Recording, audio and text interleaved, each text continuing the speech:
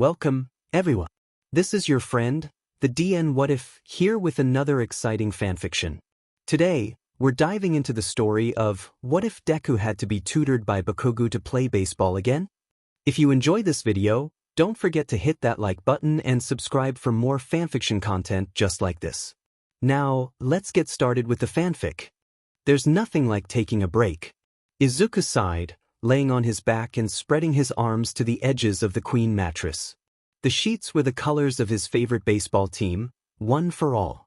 Their stadium is in Tokyo, but he never got to see his favorite team play, though he lived there for a while. Every time Izuku would drive by the enormous stadium, all he could imagine was how awesome it would be, the cheering, the concession food, and the bluish tint in the air from the stadium lights reflecting off the players.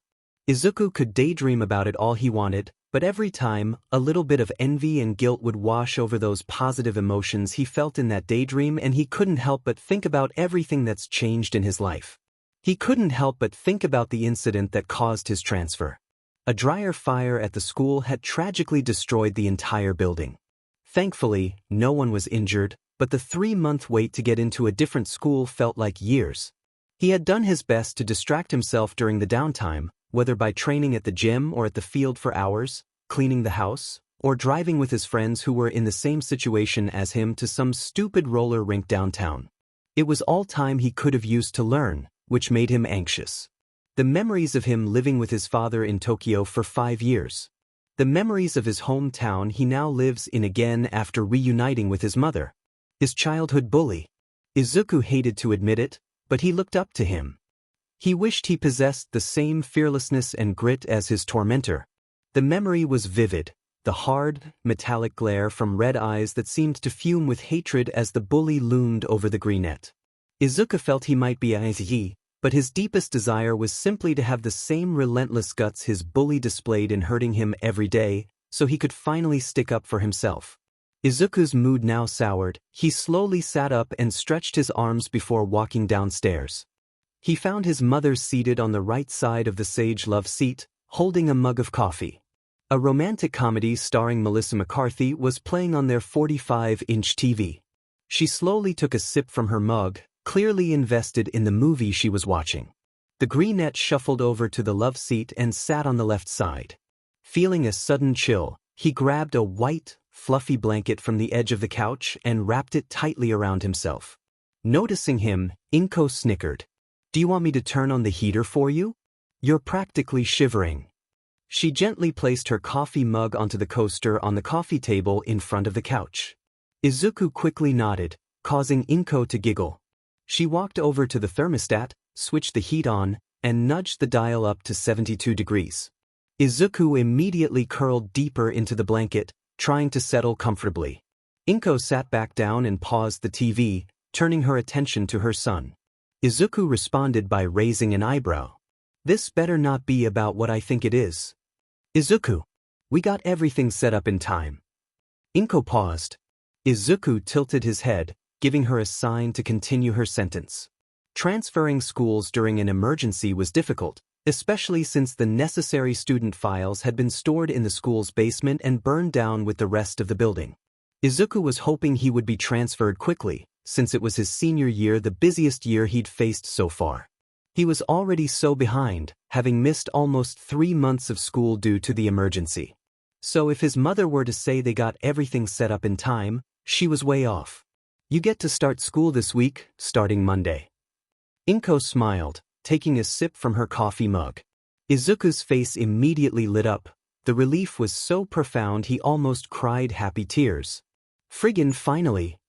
Izuku clapped his hands together with a sharp, delighted sound. Inko chuckled lightly as she set her mug down. "I've never seen you so excited for school, though I'd be too. You've been trapped in the house for months." Izuku nodded. While she was partly mistaken, he had used the 3 months wisely to train and clean while she was working. It did feel nice to hear he's finally going back to school. Monday arrived sooner than expected, and Izuku was ready. He had prepared at least a dozen outfits for the next 2 weeks to minimize the stress of morning decisions. Usually, he spent a significant portion of his morning trying to fix and tame his perpetually messy hair so he wouldn't look like a goof. This attention to his appearance was one of his biggest teenage insecurities, second only to the thick scar above his eyebrow which was noticeable as soon as you took a look at the boy's face. But that's a story for another time. Ready to leave, Izuku walked downstairs and grabbed an apple. His mother looked up and smiled at him. He could immediately sense the warmth of her gaze. "Have a good day, Mom," Izuku replied, walking to the front door, quickly sliding on his shoes and grabbing his bag and car keys from the coat hanger next to the door. Inko nodded, still smiling. "You too, dear." Izuku walked out of the house and shut the door behind him, moving at a quick pace toward his car. It wasn't too fancy, a black 2010 Nissan. As long as the driver was chill, the model didn't really matter. Unless it was one of those box cars. Izuku cringed at that thought, finally hopping into the driver's seat and tossing his bag onto the passenger side. When Izuku walked into the school, the atmosphere changed completely. He could immediately tell the stark differences between this school and his old one. There were no uniforms, and seemingly no dress code either, Izuku thought as a group of girls walked past him, all wearing mesh crop tops. Their fashion was startlingly revealing, showing their undergarments and numerous piercings. Izuku rolled his eyes and made his way to the office for his schedule. "Midoriya!" A familiar female voice shouted from behind, causing Izuku to jump. He turned slowly, murmuring, "Ah, yes?" Before he could fully face the speaker, the girl rushed him and pulled him into a quick hug. Izuku immediately recognized her, Uraraka, one of his best friends from his old school. His eyes widened with delight. "Uraraka! What a coincidence!" He quickly took hold of both her hands. They both bounced excitedly on the ball of their feet. After doing this for at least 10 seconds, they both laughed a bit and let go of each other, taking a step back. Izuku cringed at himself, imagining how stupid and immature he looked. "Do you think anyone else from our school is here?" Uraraka lightly tapped a finger against her temple in wonder. Izuku shrugged. "Other than you, I haven't seen anyone else. Wouldn't it be weird if we saw to-do?" Before Izuku could finish his sentence, he was violently shoulder-checked by someone much larger than him. Izuku gasped, clearly not expecting the collision, and tumbled against the wall next to them. "Oi, watch where you're going, nerd." The larger boy sneered, looking down at the greenette before walking away from the two of them to his locker nearby. The boy had fluffy and spiky blonde hair, and his eyes were a familiar, fierce red. He looked tidy and clean, which made his rudeness even more confusing. Izuku caught himself on the wall next to him, furrowing his eyebrows at the blonde's retreating back. "What the hell?" Izuku mumbled, barely audible. Uraraka frowned, her cold, fixed stare boring into the back of the blonde's head. She looks back at Izuku and sighs, "Are you okay?" "I don't know what that douchebag's problem is," she muttered, rolling her eyes. She also couldn't help but notice that Izuku looked completely bewildered. "He looks familiar. I can't put my finger on it, but I've definitely seen him before." Izuku nods. "It's fine, I feel like I've seen him before." Uraraka raised an eyebrow and contemplated. She glazes over a few times. His mind grappled with the problem, trying to sort through the possibilities like a deck of cards. Who is he? Suddenly the bell rings, making Midoriya lose all train of thought. "Wait, we have to get our schedules." Uraraka sighs. Izuku nods and they both start walking to the office. Izuku and Uraraka compared their class schedules and came to the dismaying realization that they only had two things in common with their schedule: lunch and their 5th PRD class. English. Izuku sighed, pinching the bridge of his nose. "This is ridiculous." Uraraka groaned, frantically waving her schedule around. "This is so unfair. We had almost every class together before. Why does life do this to us?" Izuku shook his head as they slowly made their way down the center of the hall. The other students had already settled into their classrooms and begun working, but since they were visibly lost, Izuku and Uraraka were granted some leeway. "Well, bye, Uraraka. Find me at lunch." Izuku waved at her as they parted and walked off in opposite directions. "Bye, Izuku. I'll find you, don't worry," Uraraka replied, turning and walking into the class that took them 20 minutes to find. Izuku exhaled, having a hard grip on his paper as he searched for room number 304. Izuku hurried through building 300, his eyes scanning the numbers. Room 304. Izuku exclaimed when he finally located the door, a wave of relief washing over him. The class PRD was already halfway over, which made him nervous. He went to knock on the door, only to see that the lights were off, though he could clearly hear that a class was in session. As he raised his hand to knock, a student flung the door open and stormed out of the classroom. Izuku gasped and stumbled back, startled. He could hear the teacher attempting to calm the students before walking up to the door where the greenette stood. "You're Izuku Midoriya?" the teacher questioned, opening the door wide enough for Izuku to step inside the classroom. Izuku entered, offering an awkward chuckle. "Yes, sir, I apologize for being late. I had no idea where this class was." The man offered a slight smile and a nod. "That's fine. I'll cut you some slack since you're new," he said, shutting the door. "Students, this is Izuku Midoriya. Please be kind to him." The teacher paused to rub his dry eyes. "Here." He picked up a paper and gestured toward the empty desk in the second-to-last row. Izuku looked over, spotting his assigned desk right next to the blonde student who had shoulder-checked him earlier. The seating arrangement placed desks in pairs, side by side, within the rows. What the hell, he thought. Izuku could feel his heart beat faster the closer he got to his seat. He gulped and slowly set his bag down, taking his place beside the blonde. The blonde let out a sharp, dismissive hissing, a high, fast sound of absolute judgment. A brunette girl behind Izuku poked him. "Hey!" She quickly snagged his attention, and he slowly turned around. "Hey!" He offered the brunette a smile before she continued her question. "Do you play baseball?" The girl tilted her head, her expression one of genuine curiosity. The green-haired boy visibly gulped and glanced around the classroom before answering. He didn't remember bringing it up to anyone, or maybe she saw him play, but he decided not to think too much of it. "Yeah." "How did you know?" he whispered, mindful of not disrupting the ongoing class. The girl paused for a moment before replying, "I've seen you play shortstop a few times when I went to the tournament not too long ago." "Hey, you're actually really good." Just as he thought, Izuku's smile widened. He felt appreciated and immediately less nervous, as someone had treated him with a bit of kindness despite him being a new student. "Oh, thank you. Can you two shut the F up?" The blonde snapped, his voice slicing through the air louder than their conversation had been. The whole room goes silent. What in the world was his problem? Izuku thought to himself. He hadn't said a single word to this guy, yet here he was acting as if Izuku had him publicly humiliated. The greenette shot the blonde a look of pure disgust. "Who the hell are you talking to?" he thought to himself as his look of disgust vanished in a split second. He then tilted his head, turning fully toward the blonde, and offered a bright, disarming smile. "I'm terribly sorry," he stuttered, quickly waving his hands in front of him. "I didn't even realize how loud we were." He rubbed the back of his neck, then shifted his posture back to the front of the classroom, distancing himself from both the brunette and the irritated blonde. The blonde paused, then dropped his gaze to his paper. "I don't need your dang apologies, just keep your fucking mouth shut," he spat, boredom heavy in his voice.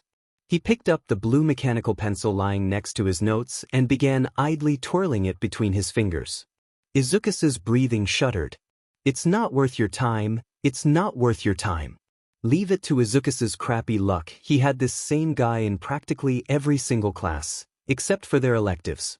And because of the stupid name order seating chart, they were basically chained to the hip. Izuku was seriously hoping and praying the blonde buff boy would be chill, but a part of him wanted to be as far away as possible from that black cloud of negativity, and he didn't even know the dude's freaking name. The thought of being permanently bolted next to this dude for the rest of high school, or until someone finally bothered to shake up the seats, made Izuku's stomach turn. Once lunchtime arrived, Izuku found himself surrounded by his friends from his previous school, and a deep wave of relief rushed through him. They didn't have many classes together like they used to, but it was a comfort to know they were all navigating this new environment together. "Just kill me, guys." Izuku dragged a hand roughly across his scalp, the action more a reflex than a conscious thought, trying to smooth away the thoughts of the guy he was gonna be stuck with for the rest of high school. Todoroki paused, raising an eyebrow as he took a bite of his soba. He looked a bit confused. I thought you were excited for school to start again? You seemed anxious as hell like a child. He calmly finished his mouthful and continued eating, his focus returning to the bowl. It's not about that, Todoroki, Uraraka chimed in, her voice trailing off. There's this dude with red eyes and a short-ass temper who is just so rude to our goat, she sighed, shaking her head in visible frustration. I'm going to give him a piece of my mind. He is such an... No, Izuku chirped. He fidgeted with his fingers and tried to avoid eye contact with anyone at the table. He's not worth it. I don't even know why I'm so upset. Izuku was serious. He never takes such little, petty things to heart, and now he is? Izuku was beyond confused with himself. Ida suddenly cut in, jamming an index finger against his cheek as he thought, his brow furrowed in concentration. Then, his face cleared up completely, his eyes lighting up with a definitive "Oh, you mean Katsuki Bakugou?" Izuku was suddenly hit with this overwhelming surge of déjà vu. He'd definitely heard that name before, and he absolutely knew a Bakugou. All at once, the dots didn't just connect, they slammed together. Izuku instantly went paperwhite. Damn it, Izuku groaned, bringing his hand up to slap his own forehead. How could I be this stupid? His eyes darted across the room, already feeling the sharp sting of a panic attack. It should have been obvious he has the same eyes, for crying out loud. Suddenly, a redhead and his blonde buddy strolled over and stopped right by their table. You guys are new here too, right? The redhead gives a big grin, revealing his very sharp, pointy teeth. Uraraka nods and smiles back. Yes. My name is Achiko Uraraka, it's nice meeting you. They both shake hands, and the three boys look at the redhead and his blonde friend. Oh, and this is Izuku Midoriya, Shoto Todoroki and Tenya Lida. Uraraka leans away so the two boys can see them. Hi. Nice meeting you.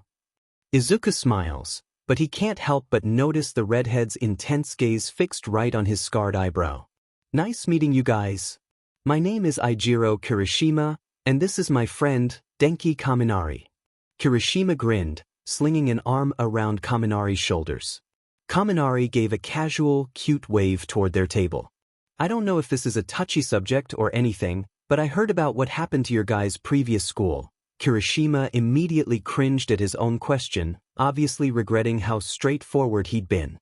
Izuku let out a quick chuckle to try and ease the tension a bit, offering a friendly smile. No, not at all. It's totally fine, the school just burned down, that's all. Lida let out a quick, almost startled laugh. Midoriya. You make it sound like it's such a non-issue. The entire table and the two guys cracked up. Izuku just laughed a little bit, his shoulders rising in an awkward shrug as he looked around, totally confused why that was so hilarious. By the time 8th PRD rolled around, Izuku was totally drained. He'd completely forgotten how exhausting school was, and honestly, he'd rather still be locked up in his house, just like he had been for the past 3 months. He dragged himself into his 8th PRD class, the only one he didn't share with Katsuki. The second he crossed the doorway, he could feel the difference. The whole atmosphere felt lighter, quieter, without the explosive blonde demanding some kind of attention. Izuku introduced himself to his teacher, who went by Midnight, with a warm handshake and a wide smile before settling into the assigned seat she pointed to. He was just grabbing his pencil when the phone rung from the teacher's desk. Everyone in the classroom, including him, instantly snapped their heads around to watch her pick up the call.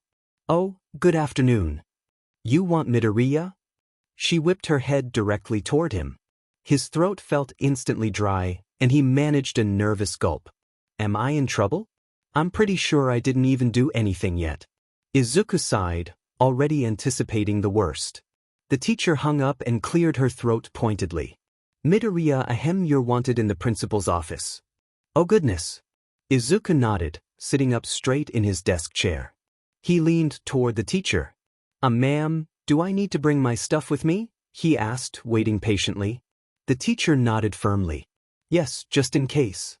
But I don't think you're in trouble, kid. She offered a quick, easy smile. Izuku returned the smile, grabbed the straps of his worn backpack, threw it over one shoulder, and walked briskly out of the classroom. "They're probably just asking about my schedule," the green-haired boy muttered under his breath. He sped down the hall, praying it was the way to the office because he absolutely sucked at directions.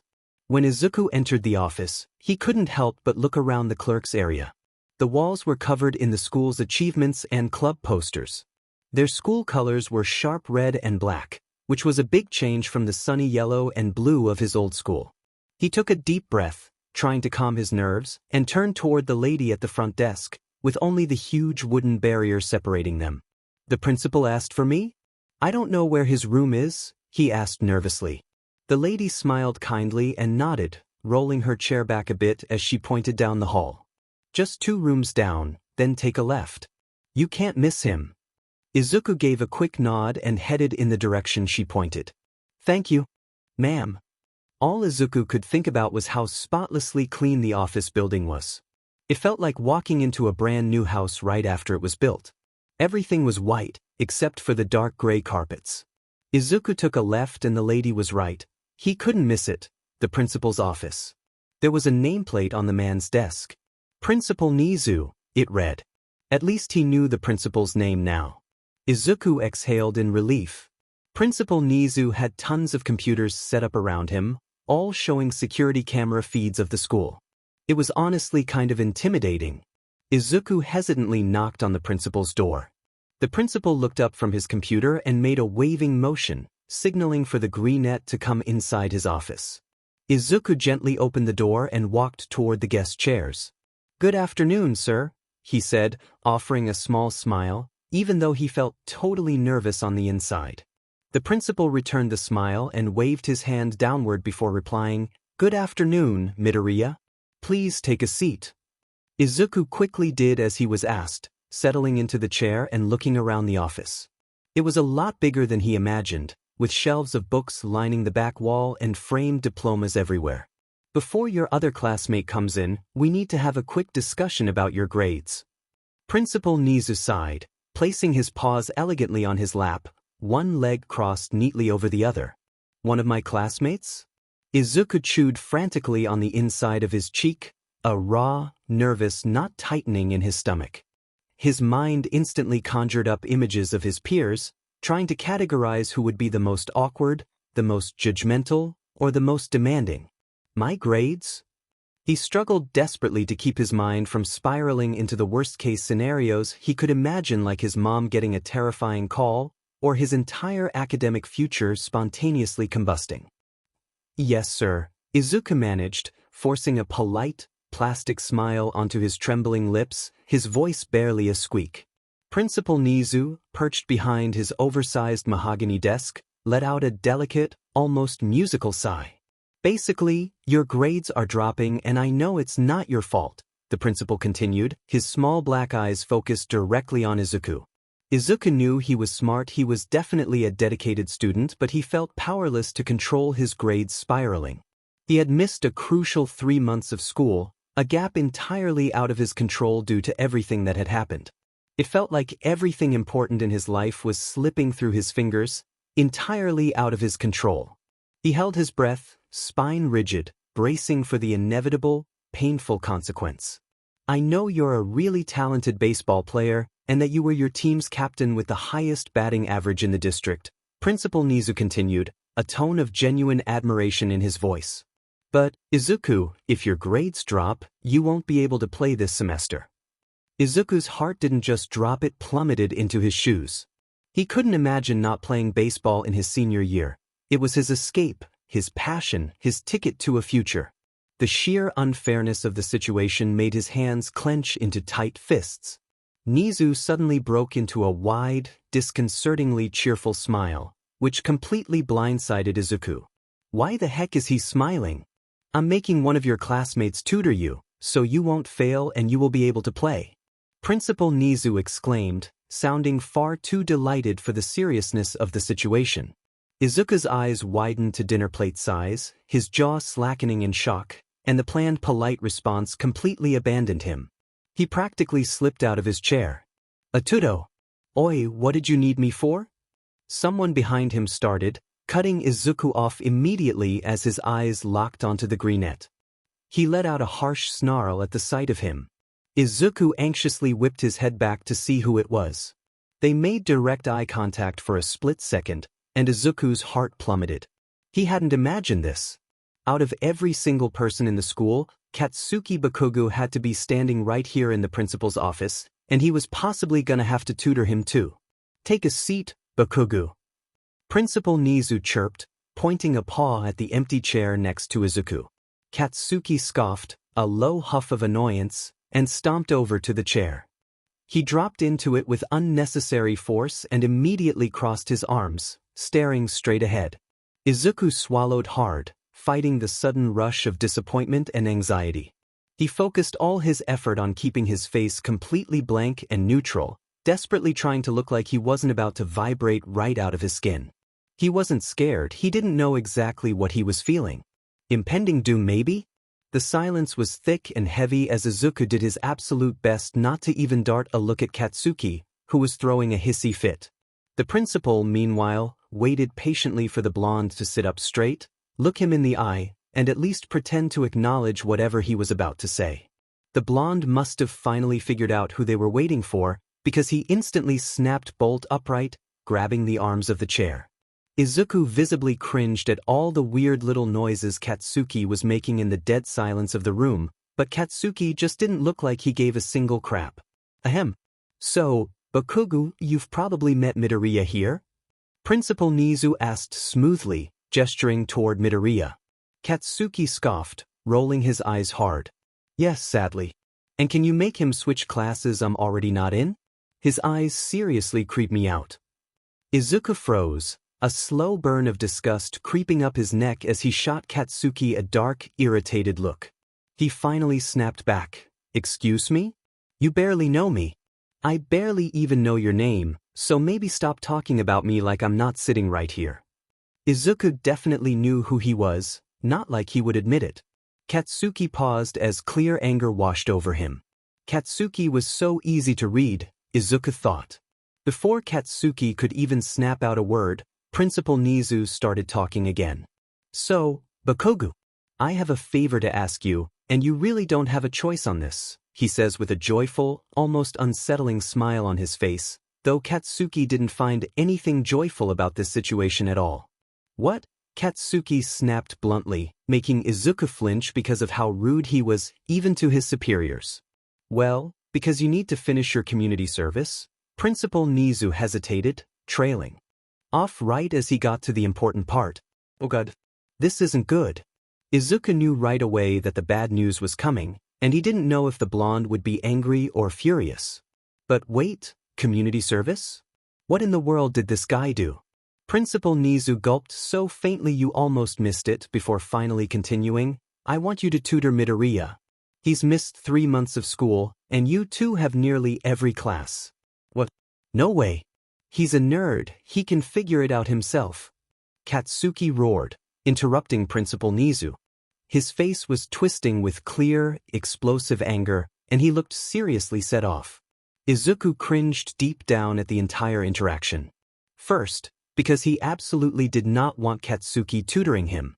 Second, Katsuki was being so incredibly rude to Principal Nizu that it was genuinely embarrassing to witness. "Well, if you don't do it, then I'll make sure you won't be participating in track, Bakugou." Principal Nizu snaps, still managing to sound unsettlingly professional. The silence was deafening. It was the kind of loud silence that pressed in on your ears. Izuku knew deep down that there was no way out of this. He was absolutely going to end up being tutored by Katsuki. Principal Nizu exhaled slowly before grabbing a neon pink sticky note and a pen. "You are to complete 50 hours of tutoring Midoriya. If you fail to complete this task, I will make sure you aren't allowed to do anything extracurricular." Katsuki was shaking with pure, incandescent rage. His fists were clenched so tight his knuckles were white, and Izuku could hear the audible grinding of his teeth. The blonde looked down at his lap, shaking his head. "You can't do that. Just let me do something else." "No. This is final." Principal Nizu ripped the pink sticky note off the pad and slid it sharply across the desk toward Katsuki. "You better start soon, or you won't finish on time." Izuku hated to admit it, but he definitely needed the tutoring. He was a disastrous 3 months behind on everything and couldn't afford to start failing now. But Principal Nizu making Katsuki Bakugou his tutor? That was absurd. Maybe I'm being punished for being a horrible person in my past life, Izuku thought, rubbing his temples as he walked toward his car after school. Katsuki was probably going to make him study for 50 hours straight, and Izuku was absolutely not prepared for the emotional stress that was coming his way. Maybe I should watch a scary movie first, he decided. Just to warm up the terror. Izuku dug his car keys out of his pocket, and the cheap, noisy lanyard attached to them jangled as he shoved the key into the trunk lock. Since his car was, super old, he didn't have any of those cool automatic buttons. Whatever, he didn't really care. It's not like he was getting a new car anytime soon anyway, he was totally broke. Izuku actually shuddered thinking about how he only had $15 to his name. He seriously needed a job. As Izuku lifted the trunk lid to practically just toss his backpack inside, a seriously loud bang slammed down a few feet away, toward the front of his car. Izuku's eyebrows shot up. He straightened up from the trunk and saw a shiny, black 2020 Hellcat, the kind that makes a huge noise, and there was this angry-looking blonde dude Izuku recognized instantly glaring from the driver's seat. Of course he drives a crazy fancy car. His parents are loaded, Izuku instantly thought and rolled his eyes. He slammed the trunk shut, practically ran to the driver's side of his own car, yanked the door open, and dove in. For the past 2 weeks, Katsuki had been a total nightmare at school, and Izuku had just been swallowing it all. He kept his mouth shut because he really didn't want any trouble. He knew if he said one thing, Katsuki would totally blow up and cause a scene. The real disaster, though, was that he wasn't being tutored, and he was seriously tanking his grades now. This school's curriculum was a million miles away from his old one. Back then, everything was chill and super simple. As long as you showed up every day and didn't talk back to the teachers, you basically aced your classes without even trying. But not here. Everything was so much more intense and way more complex. It wasn't that Izuku was dumb, he was actually pretty smart, but he couldn't just guess the answers. He needed solid notes and had to do a ton of research first, and without that tutoring, he was feeling lost in a fog. If he couldn't play baseball, he wouldn't know what to do with himself. It was 11:30 at night on a Friday when Izuku finally jogged out onto the field to practice. The grass wasn't as well kept as it usually was during the season. It was patchy and starting to get shaggy, and the bases hadn't been dug into the ground yet since baseball wasn't officially in session. All that he had surrounding him was the huge, echoing field and the blinding, buzzing stadium lights shining down like alien spotlights. The green-haired boy couldn't really do much since he was by himself and it was pitch black beyond the outfield fence, but he managed. After a quick, intense stretching session, Izuku ran at least 50 laps around the base path outlines. Pitching was his only real option for drills, so he picked up his glove. Izuku was the kind of player who could basically play any position he wanted. In the snap of a finger, he could be the starter at any spot on the diamond, but he couldn't get out of his own head. "I see," he muttered. "I need to get better, right now." He channeled the frustration and threw a fast, snapping curveball straight into the imaginary strike zone. Pitching wasn't his favorite, he always preferred shortstop or catcher. Still, if he ever had a chance to pitch in a real game, just for sheets and giggles, he totally would. Izuku's focus wasn't just on high school glory, his sights were firmly set on Waseda University, home to arguably the best college baseball program in the entire country.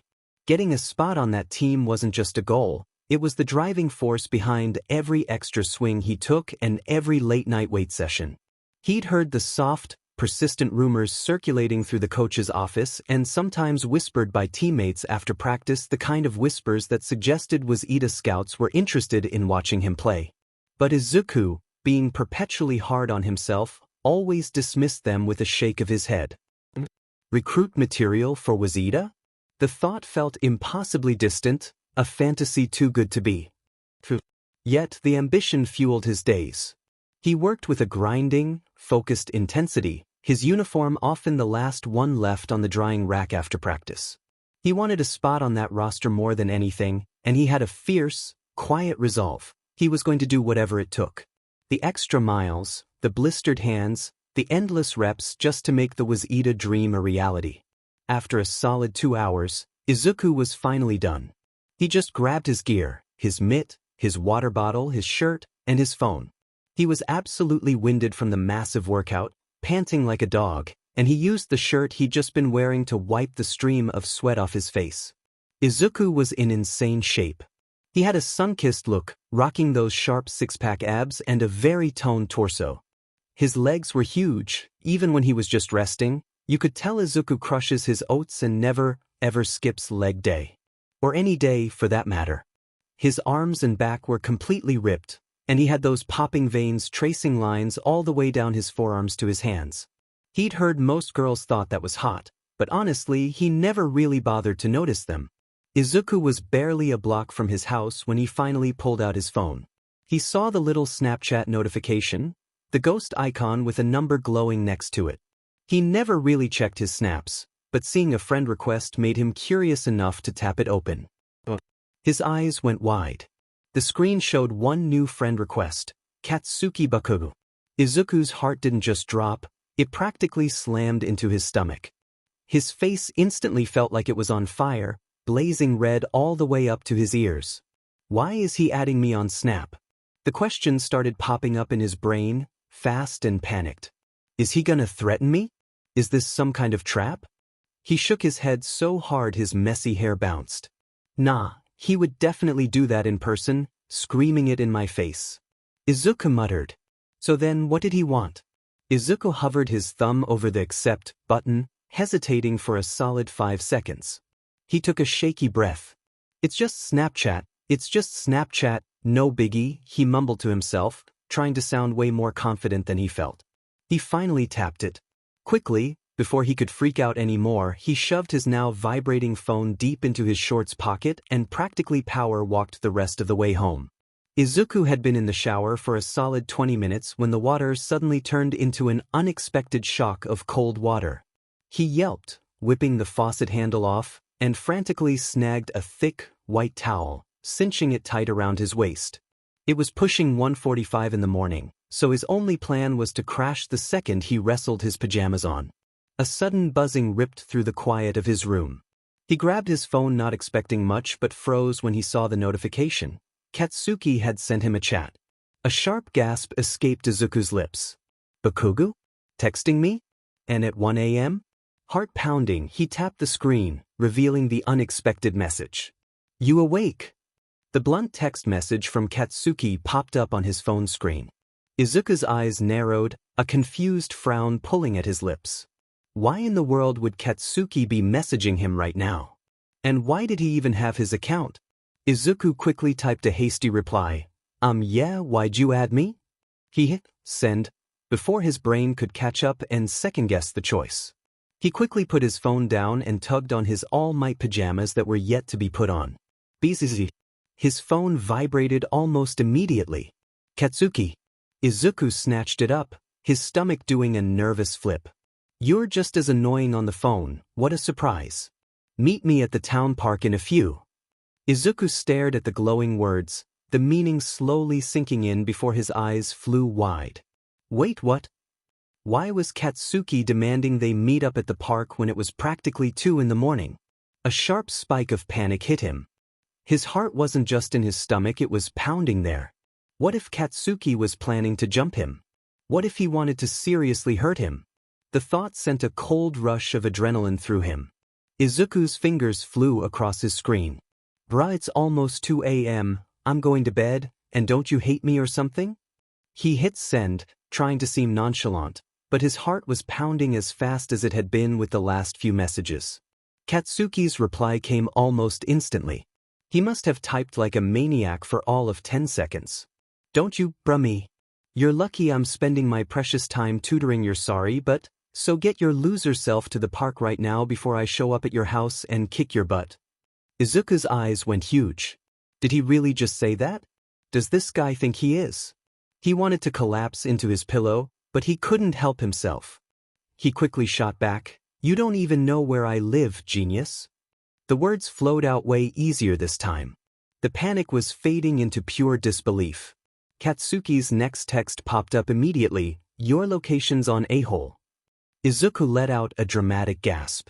He realized he'd left his location sharing on the entire time and hadn't even noticed. He scrambled, practically fumbling with his phone, to jump into his settings and furiously switch his location off. He knew he had to go, like, now, because Katsuki would absolutely show up at his place at 2 in the freaking morning to kick his butt. Seriously. He ditched the towel and threw on some ratty jeans and a t-shirt, snatching his phone and keys off the dresser. He tried to be a ghost, creeping down the hallway and taking the stairs one silent step at a time, making sure not to creak a single floorboard or wake up his mom. Izuku sent a quick, frantic text to Katsuki, "Be there and please don't blow up my porch." The second he slipped out the front door, the sharp, cold breeze hit him like a punch, sending immediate shivers down his back. It was way worse because he'd just gotten out of the shower and his hair was still damp. He practically leaped into his beat-up car and jammed the key in the ignition. The engine gave its usual grumpy cough before finally roaring to life. He cranked the window down just enough, backed out of the driveway super smoothly, and drove off toward the park. Once Izuku pulled into the park's empty parking lot, he tried to scan the area for Katsuki, but it was just too pitch black. The streetlights barely cut through the darkness. He fumbled for his phone to text Katsuki, but the screen was already lit up with a message. "Yeah, that's what I thought, nerd. Be there soon." "Oh," Izuku muttered, a sigh escaping his lips as he dropped the phone onto his lap. "He isn't even here yet."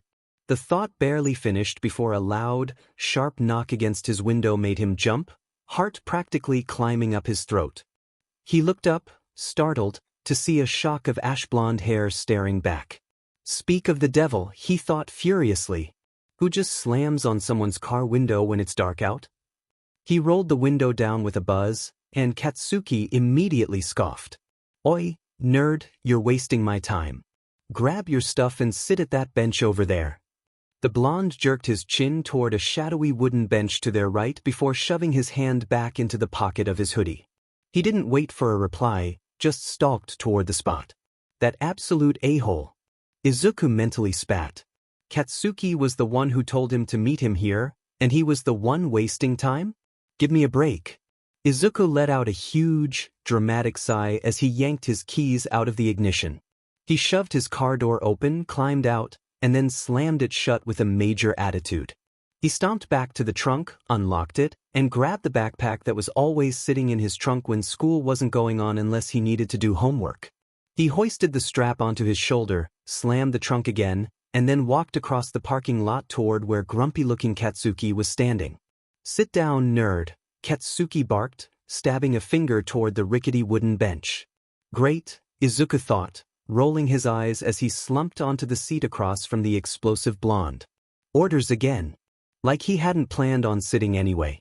He yanked his overstuffed backpack onto the bench and started pulling out his stack of textbooks and notebooks. Katsuki, of course, was already set, a small, aggressive pile of supplies beside him. The silence between them felt thick, almost vibrating.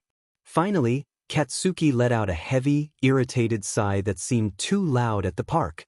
He flipped his phone over, turning on the flashlight, and wedged the device upright against his textbook spine. The raw, white beam of light bounced up, creating deep shadows and illuminating their faces like a bad horror movie. Izuku just shook his head, a small, defeated sigh escaping his lips. They were here because Katsuki was here to tutor him, supposedly being responsible, yet they were huddled on this uncomfortable bench in near pitch-black darkness, relying on a phone light just to see their notes. It made no sense. Izuku kept running the same thought over and over in his head. Katsuki was totally forgetting they used to be close when they were kids. But bringing it up felt like stepping on a landmine. Katsuki would probably just explode, literally yell at him, and tell him to focus. Still, the silence about their past was starting to feel heavy. He had to see what he'd say. "I'm actually super surprised you don't remember me, Kaken," Izuku blurted out. The old nickname, the one he hadn't used since before he moved across the country, felt strangely fragile coming out of his mouth.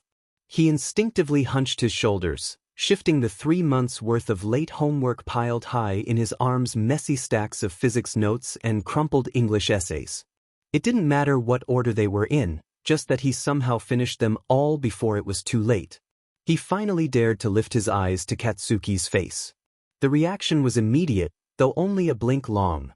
A flicker of genuine shock, a crack in Katsuki's usual scowl. But just as quickly, the wall went back up, the usual stormy, grumpy expression settling back into place. "I remember you, Deku," Katsuki scoffed, his voice rough and laced with irritation. He jammed his hands into his pockets. "I'm surprised you didn't say anything the second you saw me." The name Deku hit Izuku like a punch in the gut. He hadn't heard that cruel, cutting nickname in years, not since they were just little kids. His heart seemed to drop straight to his stomach, sinking with a heavy, cold feeling. The name Deku was just a cruel, Japanese insult, a way of saying useless or blockhead. That's why Izuku hated it so much. Every single day he was trying his absolute best to prove he wasn't useless, to show everyone he could be someone. But hearing that nickname, especially from Katsuki, felt like a heavy, stinging slap right across his face. Usually, when Katsuki sneered Deku at him, Izuku just sort of froze up and didn't say anything back. He was used to the feeling of that awful word twisting his gut, but he just forgot how much it hurt to be called something so completely meaningless. "I didn't really connect the dots until I heard your name. And you were being totally mean anyways, so why would I even want to?" Izuku let out a quick, nervous chuckle before changing the subject. "Anyways, should I turn on my flashlight too? It's still pitch black out here." The blonde gave a sharp, quick nod, already aggressively flipping through his binder, the plastic rings screeching as he searched. He was hunting for the messy English notes he'd scribbled down a whole 3 months ago. "You got these notes?" He shoved the crumpled paper toward Izuku, who nodded back quickly. Katsuki slammed the sheet down in front of the greenette and didn't stop, his eyes still scanning through the organized chaos of his binder, pulling out every single note page he'd taken in the last 90 days of English class. "Just copy those exactly because she actually grades our notes and all that." Izuku felt a weird knot in his stomach.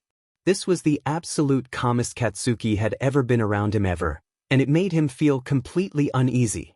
It was like the air was suddenly too thick, even counting back to when they were just little kids. Izuku quickly glanced down at Katsuki's paper. It was a little creased and rough around the edges, typical of the explosive blonde, but his handwriting was totally unexpected. It was beautiful, almost like a fancy script, leaning toward a crisp cursive. He even wrote his lowercase a's with that neat little loop, the way you see in actual fonts. Izuku's own notes by comparison looked frantic and rushed, even if he did try to keep them neat. "Stop thinking about his handwriting, Izuku." Izuku mentally slapped himself, his face warming up as he forced his concentration back to the actual notes Katsuki had dumped on him. He started frantically copying the clean, legible words onto his own page as Katsuki, without even looking, kept stacking more and more pages onto Izuku's already overflowing binder. Every now and then, Izuku would shoot a question about the work over to Katsuki, and the explosive blonde would actually reply in a totally calm and collected tone, like he was a normal, chill person. Wait, was this how Kaken acted with other people? Izuku thought, the nickname just popping up in his head out of total habit. He knew the blonde was probably going to start calling him Deku again soon, so honestly, he had zero problem mentally sticking with Kaken. "Oi, Deku," Katsuki's voice, sharp as broken glass, sliced through the quiet buzz of the park, instantly snagging Izuku's attention. Just as he thought he would start calling him Deku again, Katsuki stared at him. Izuku tilted his head, the messy green curls bouncing slightly. "Yeah?" he asked, looking up from the messy scribble of notes he'd been copying from the packet. Katsuki shifted, his crimson eyes narrowed, and for a split second, he actually hesitated. "So, why the hell did you move in the first place, just to come crawling back years later?" he spat out, though the volume was lower than his usual roar. Izuku's wide, emerald eyes flashed with a sudden, panicked realization. It was only for a split second, though, before his face snapped back to a forced neutral expression. The green-haired boy let out an awkward, reedy chuckle and nervously rubbed the back of his neck. He was about to stammer out some kind of answer. Forget it, Katsuki interrupted, rolling his eyes hard enough to hurt. He pulled out his phone, already scrolling and aggressively tapping out a text to someone. Took you way too long to think of an excuse. Thank God. Izuku let out a slow, silent breath of relief, the tension in his shoulders finally easing. He really, honestly, wouldn't have had a clue what he would say, so he's glad Katsuki is aware. Okay, Izuku muttered, his throat tight, and he immediately bent back over the stacks of papers. A couple of agonizing minutes crawled by. He finally finished the first packet, only 1 out of 10, and it had already eaten up almost 50 minutes of his time. The pathetic flashlight on both of their phones wasn't making things any easier. Izuku let out a ragged sigh that turned into a frustrated groan.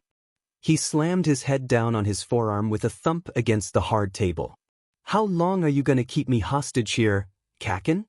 Katsuki finally lifted his gaze from the wall, his crimson eyes narrowed, and he just shook his head slowly. However long it takes you to finish those notes, Deku.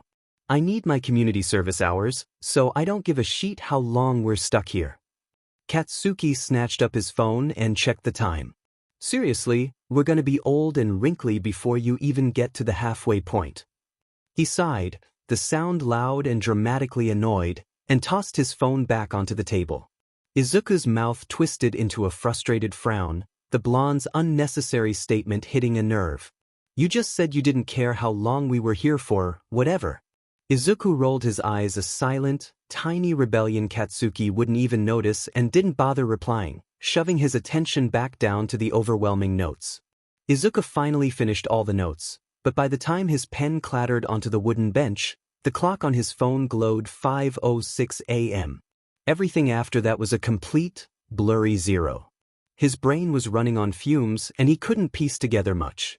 The only things that felt semi-real were the flashes of Kaken's focused face driving him home in his own car, and then being awkwardly carried like a sack of potatoes up to his room. As he zombie walked into the bathroom to brush his teeth, 2 major questions started buzzing in his head, scratching at the edges of his exhausted memory. First of all, how did Kaken even get back to the park? Did he just walk all the way back to his own place after dropping him off? That seemed insane. Second, and way more confusing, why was he actually not mean to me? And why did he drive me home? Izuku rinsed his mouth out, the cold water stinging his gums, and he wiped his face hard with a fluffy towel. He tossed the towel onto the counter with a sigh and shuffled back to his bedroom, the confusion still swirling in his head. Izuku's mind was still racing.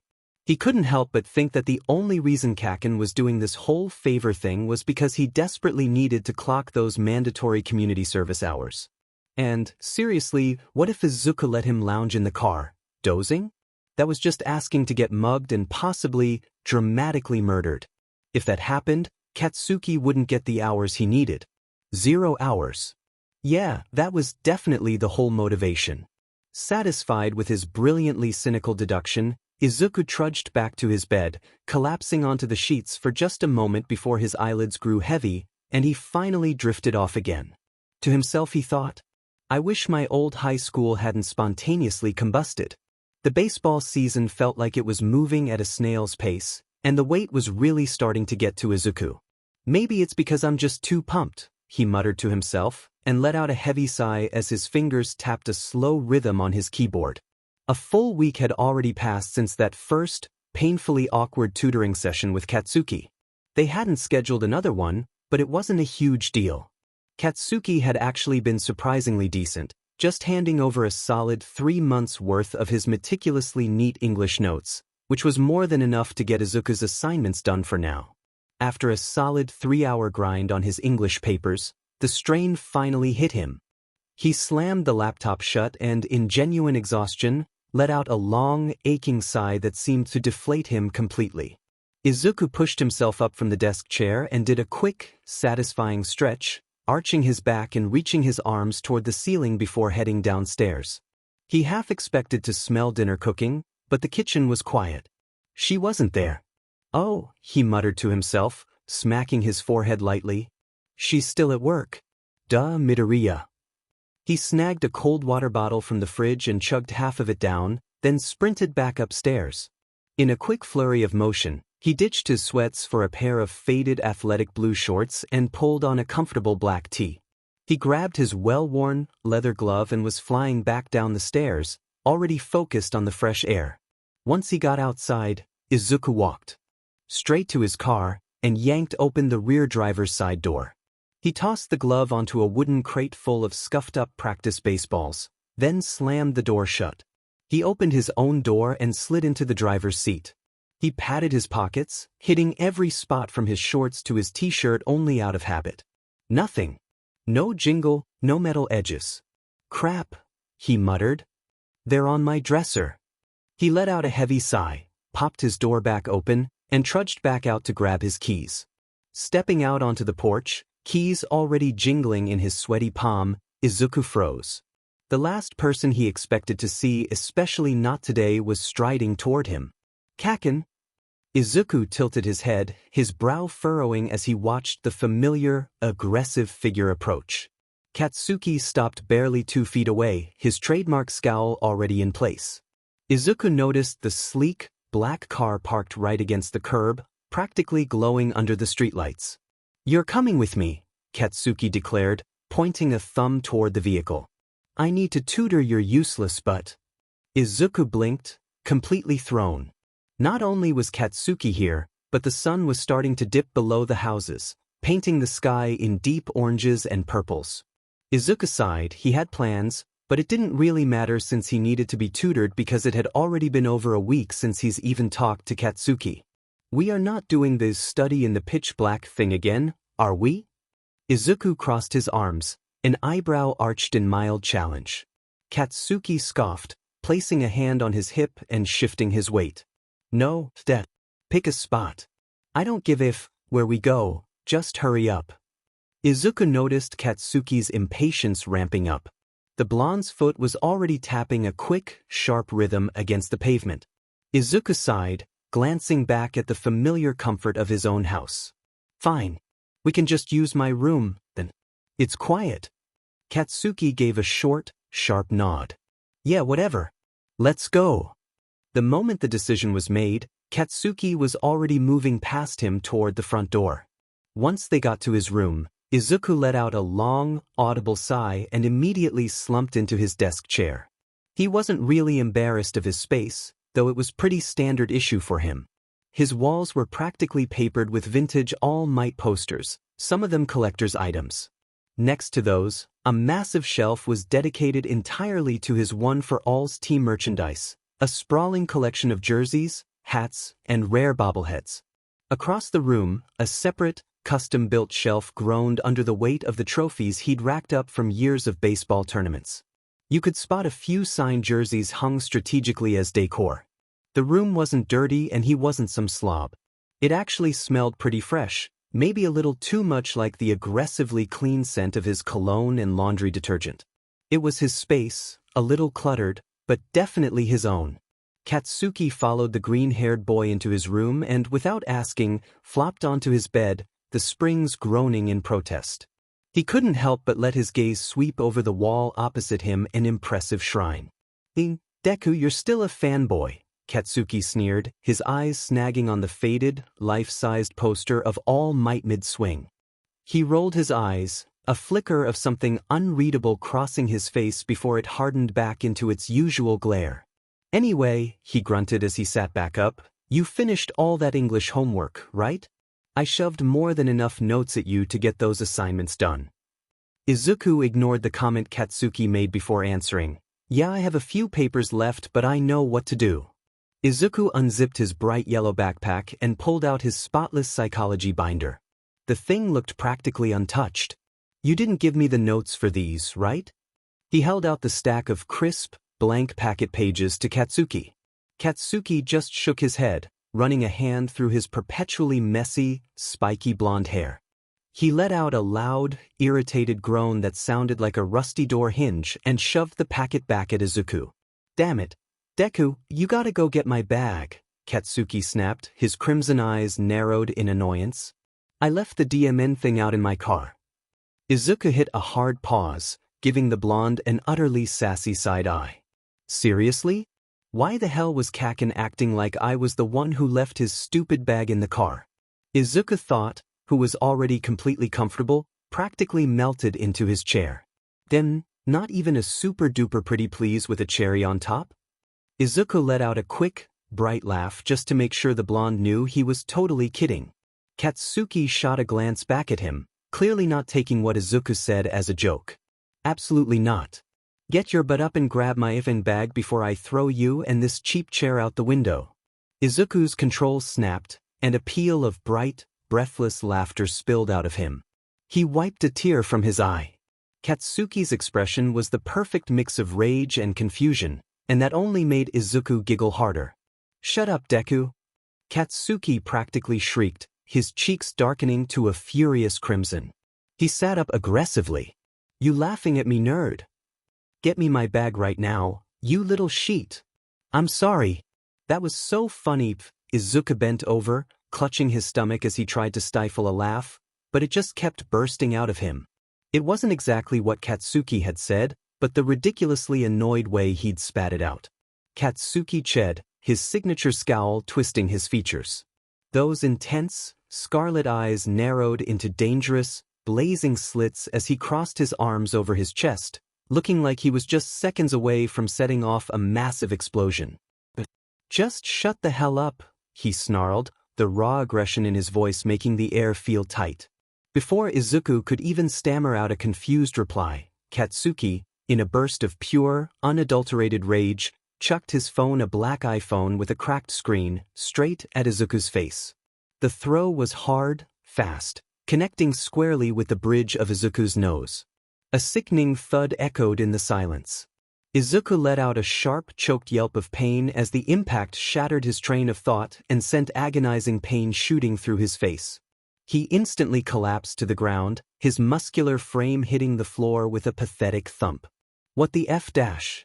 He was utterly astonished and disoriented, his vision swimming with tears. His hands immediately flew up to cup his rapidly throbbing nose. What the F dash? He managed to scream out, the sound muffled by the shock. Izuku winced, the spot where the phone had hit still radiating a fierce, stinging heat. He cautiously lifted a trembling hand to check his nose, convinced he was bleeding out all over his carpet. He touched the skin lightly, pulling his fingers back to examine them. Thank goodness. There was no blood, only a nasty throbbing bruise. He stayed there for just a moment longer, hunched over and trying to catch his breath. Katsuki, however, was already bored with the spectacle. He gave a sharp, impatient teasage. Oi, get up, nerd. You're fine. Stop being such a drama queen. That dismissive, utterly uncaring remark was the final straw. It made Izuku's blood boil. The pain in his face suddenly felt irrelevant, completely overshadowed by a surge of pure, scorching anger. He shook off the lingering shock, pushing himself up quickly to his full, though still relatively short, height. His hands clenched tightly into white-knuckled fists at his sides. Kaken, Izuku snarled, the sound low and dangerous, a tone Katsuki had never heard from him. Go home. The usual stammering, nervous Izuku was gone, replaced by someone completely consumed by rage. For a fleeting split second, Katsuki's intense, scarlet eyes actually widened in genuine surprise at the aggressiveness the brunette had in his tone. Katsuki's surprise vanished as quickly as it came, replaced by his signature arrogant smirk. He thrived on confrontation, and this sudden spark of fight in Izuku was clearly exciting him. And what if I don't? He drawled, his voice laced with the intent to stir up maximum trouble. You gonna hit me, nerd? He pushed off the mattress, his movements radiating confidence and menace, and slowly walked toward Izuku. He closed the distance with deliberate slowness, asserting dominance in the confined space of the bedroom. Katsuki stopped when he was so close and personal that Izuku was practically pinned against the edge of his cluttered desk. The intense heat emanating from Katsuki's body and the faint, burnt sugar smell of his sweat made the small room feel even smaller.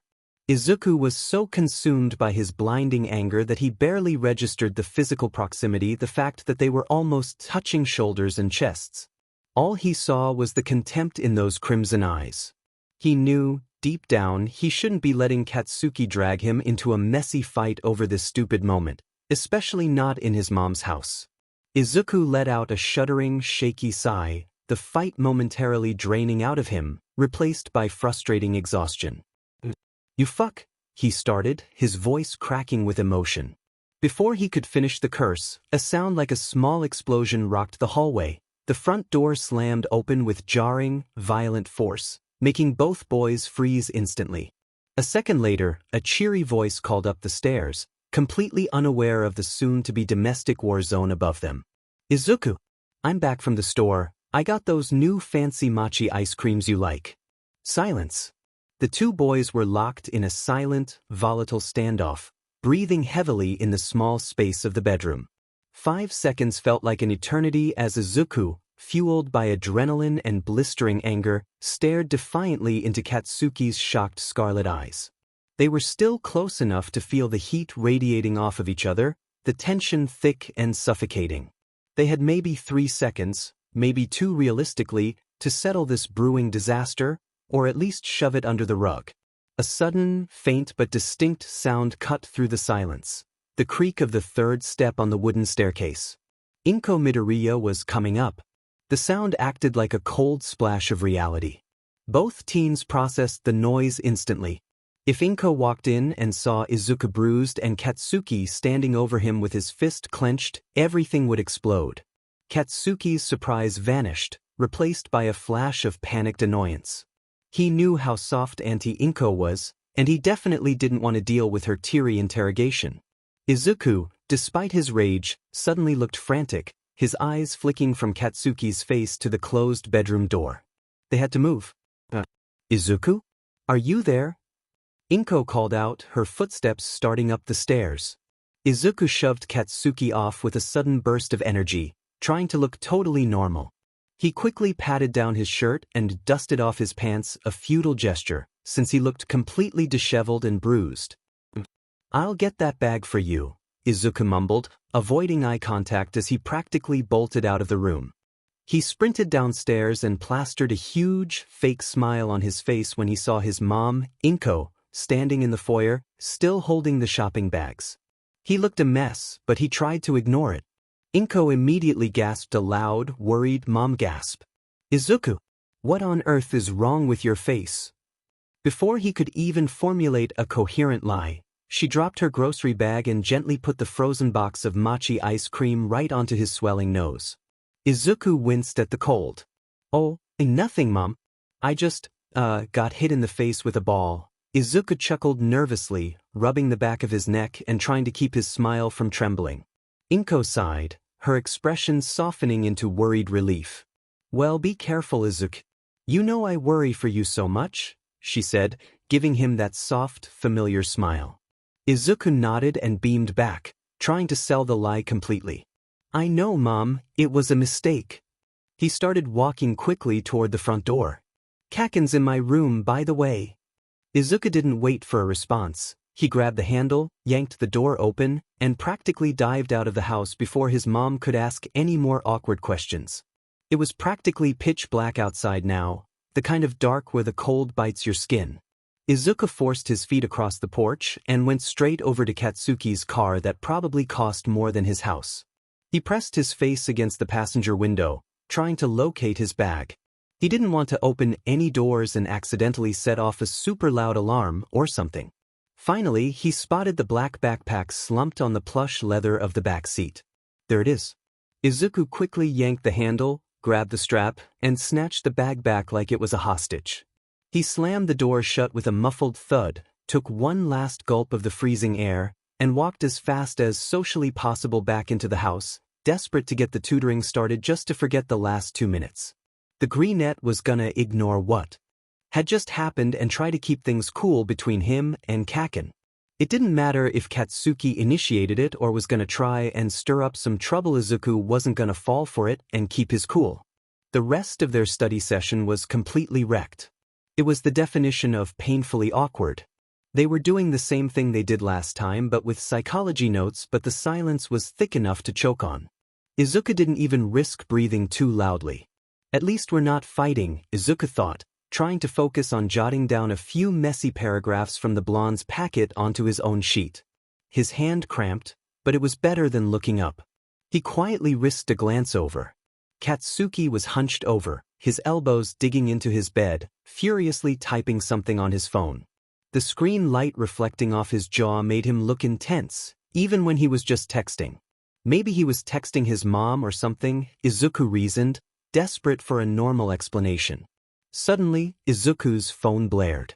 It wasn't just a ring, it was that super distinct, customized jingle that only went off when Uraraka texted him. It sounded like an annoying, happy explosion in the dead quiet. Izuku snatched the phone, his face instantly heating up under Katsuki's glare.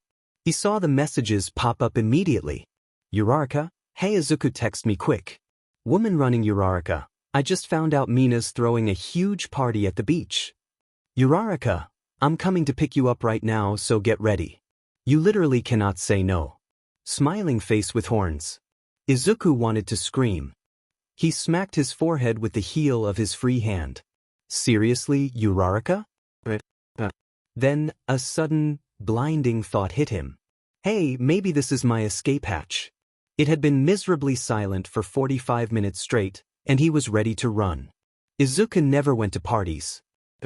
His focus was laser sharp. He was always too consumed by baseball and his relentless training schedule. He sincerely didn't think he deserved the reward of going to a party until he accomplished his primary goal, securing his acceptance into Waseda University. When Uraraka invited him, he would always decline, or worse, he'd tell her to leave when she showed up at his door unannounced and ready to drag him out. So the fact that he was actually agreeing to go now was a massive deal. But to be honest, right now he didn't care about Waseda or deserved rewards. He was going because he genuinely could not stand to be around Katsuki any longer, and he desperately needed a distraction since his nose was still throbbing. Izuku quickly shot back the text, okay, just don't expect me to drink a lot. He reread the message twice to make sure it didn't sound too wimpy, then sighed. With a dull clack, he placed his phone face down on his already chaotic, cluttered desk. The desktop was a glorious mess of ambition. Stacks of notebooks labeled baseball analysis for the future, notes of ideas for his walk-up songs, empty energy drink cans, and a tiny, faded All Might figurine that was barely visible beneath a pile of crumpled practice schedules. Izuku stretched, arching his back and letting out a quiet groan. He was about to say anything to break the awkward silence that had settled in the room, but Katsuki cut him off before he could even form a sentence. I gotta run, nerd. Katsuki was already moving, sliding off the edge of the bed and jamming his phone into the pocket of his jeans. Izuku's face automatically formed a small, childish pout. Hey, that was my line, he thought, slightly annoyed. Izuku inwardly groaned. He had just agreed with Uraraka, confirming the plan over text, and knowing her, she had already sent the confirmation message. It was completely too late to go back on his word now. The realization hit him with the weight of a truck, and a genuine wave of upset washed over him. He was just going to a party for no reason now. Cool. He raised an eyebrow and replied, oh wow. I was literally just about to say something. My friend just randomly decided she was gonna pick me up and drag me to a Shido's beach party, even though it's cold out. He shrugged casually, trying to play it cool as he walked over to his dresser. Katsuki scoffed, but his gaze was tracking Izuku. You go to parties? Seriously? Didn't expect that out of a DMN nerd like you. He let out a harsh chuckle at his own comment, clearly thinking he was hilarious. Izuku wasn't too fond of the jab, that though the ash blonde was right. He stopped rummaging through his clothes and turned back to face the blonde. You don't. Izuku countered, raising an eyebrow in surprise. Izuku wasn't gonna admit that he didn't go to parties in fear of being made fun of by Katsuki. Then, Izuku got serious about his outfit. He grabbed a white beach button-up and a simple black undershirt. Without thinking, he ripped his t-shirt over his head. For a second, the air left the room. Izuku's shoulders were cut sharp, and his torso was ripped. His abs weren't just puckered out, but they were straight up defined, flexing hard as he reached for the new shirt. Katsuki went completely silent. Izuku didn't really think much of it, so he continued to change. Nah, Katsuki finally spoke up, already sounding bored. Not unless I'm forced to buy Kirishima or some sheet. He let out an overly dramatic sigh, the kind that clearly said, "My life is so hard dealing with these extras," as he whipped out his phone. His fingers started furiously stabbing at the screen, totally ignoring the fact that Izuku was still standing there. Well, cross that thought. I guess he wouldn't be able to make fun of me, Izuku thought to himself as he pulled the black undershirt over his head. Izuku didn't even bother to button his white airy shirt, he just let it hang loose. He definitely didn't dare look at Katsuki as he started frantically tearing through his dresser drawers, desperately searching for the swimsuit that was supposed to complete his look. Seriously? I figured you'd be the type to live without a care in the world, Izuku mumbled, his back still turned. He finally wrestled a plain, bright green swim short out of the bottom drawer. Katsuki rolled his eyes so hard it looked painful at that comment before he finally spoke. It's not like that, nerd. I just don't like being hit on by useless extras every 30 seconds, he scoffed, sounding thoroughly annoyed. He then started roughly stacking the mountain of school binders and notebooks he had dumped out of his bag and scattered all over Izuku's brightly colored duvet. The air between them was still thick and weird, a definite side effect of the whole situation that just took place beforehand. That's not hard to believe, Izuku chuckled, his eyes darting to Katsuki while he executed a quick, clumsy change, sliding off his current shorts and into the swimsuit bottoms before Katsuki could even blink. He tossed the discarded cotton into his laundry basket, then headed over to clear the clutter off his desk.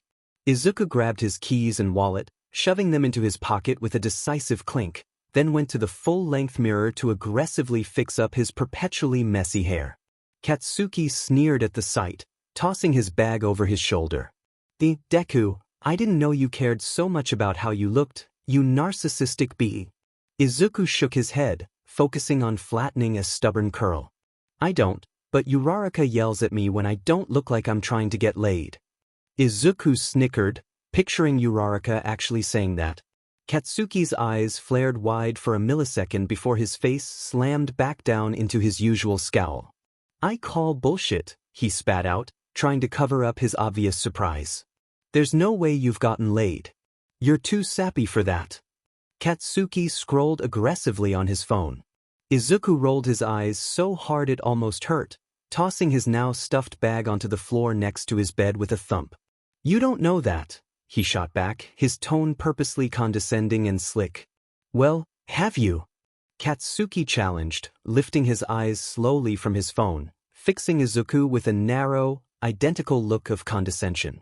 Of course, Izuku hadn't. That was ridiculous.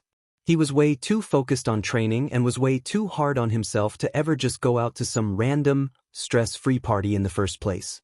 Uraraka had only made that comment because they were actually just headed to a pee-wee hockey game, an innocent event, and Izuku literally looked like he'd just woken up after 30 years of hibernation, still utterly wrecked from some all-nighter he pulled practicing.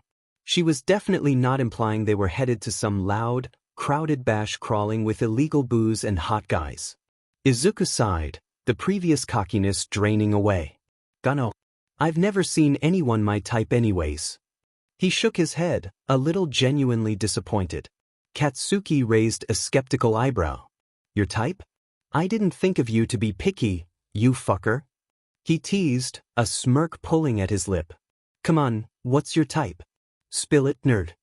Izuku groaned, he was just digging himself into a deeper hole with all of these answers. He had to get out of this before things went too far. Izuku whipped his head toward Katsuki. You're just making fun of me. I don't trust you, he turned back around, but the corner of his mouth was tugging up into a playful smirk. Katsuki smirked a bit too. No, I'm not, damn it. Is it something typical like big melons or something boring? Katsuki rolled his eyes dramatically at the stereotype. Izuku swallowed hard. The silence that followed was thick and immediate. Dark hair and a good personality, Izuku nodded. Yeah, mostly the personality part. Izuku gave himself a self-satisfied pat on the chest, and Katsuki let out a low, rough chuckle. Kaken?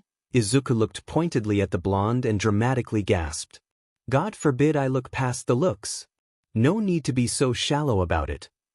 Izuku giggled, the sound abruptly cut short by a loud, impatient double honk from the street. He practically jumped out of his skin. Izuku bolted over to the window and peered down, spotting Uraraka in her sleek, silver Subaru. He couldn't help but scoff quietly at how ridiculously expensive and clean her car looked. It instantly made him feel pathetically broke. Uraraka's family was always in the lower class until they won the lottery with a $2 scratch-off ticket. They used the money to invest in the hardware shop they already owned, and now they make bank. Just thought you should know. Oh, she's finally here, he muttered. He quickly slipped his feet into his beat-up dark brown leather Birkenstock sandals with the classic double strap. Katsuki followed Izuku out of the room, trailing him like a shadow. Bye, Mom. I love you, Izuku shouted before they walked outside one after the other.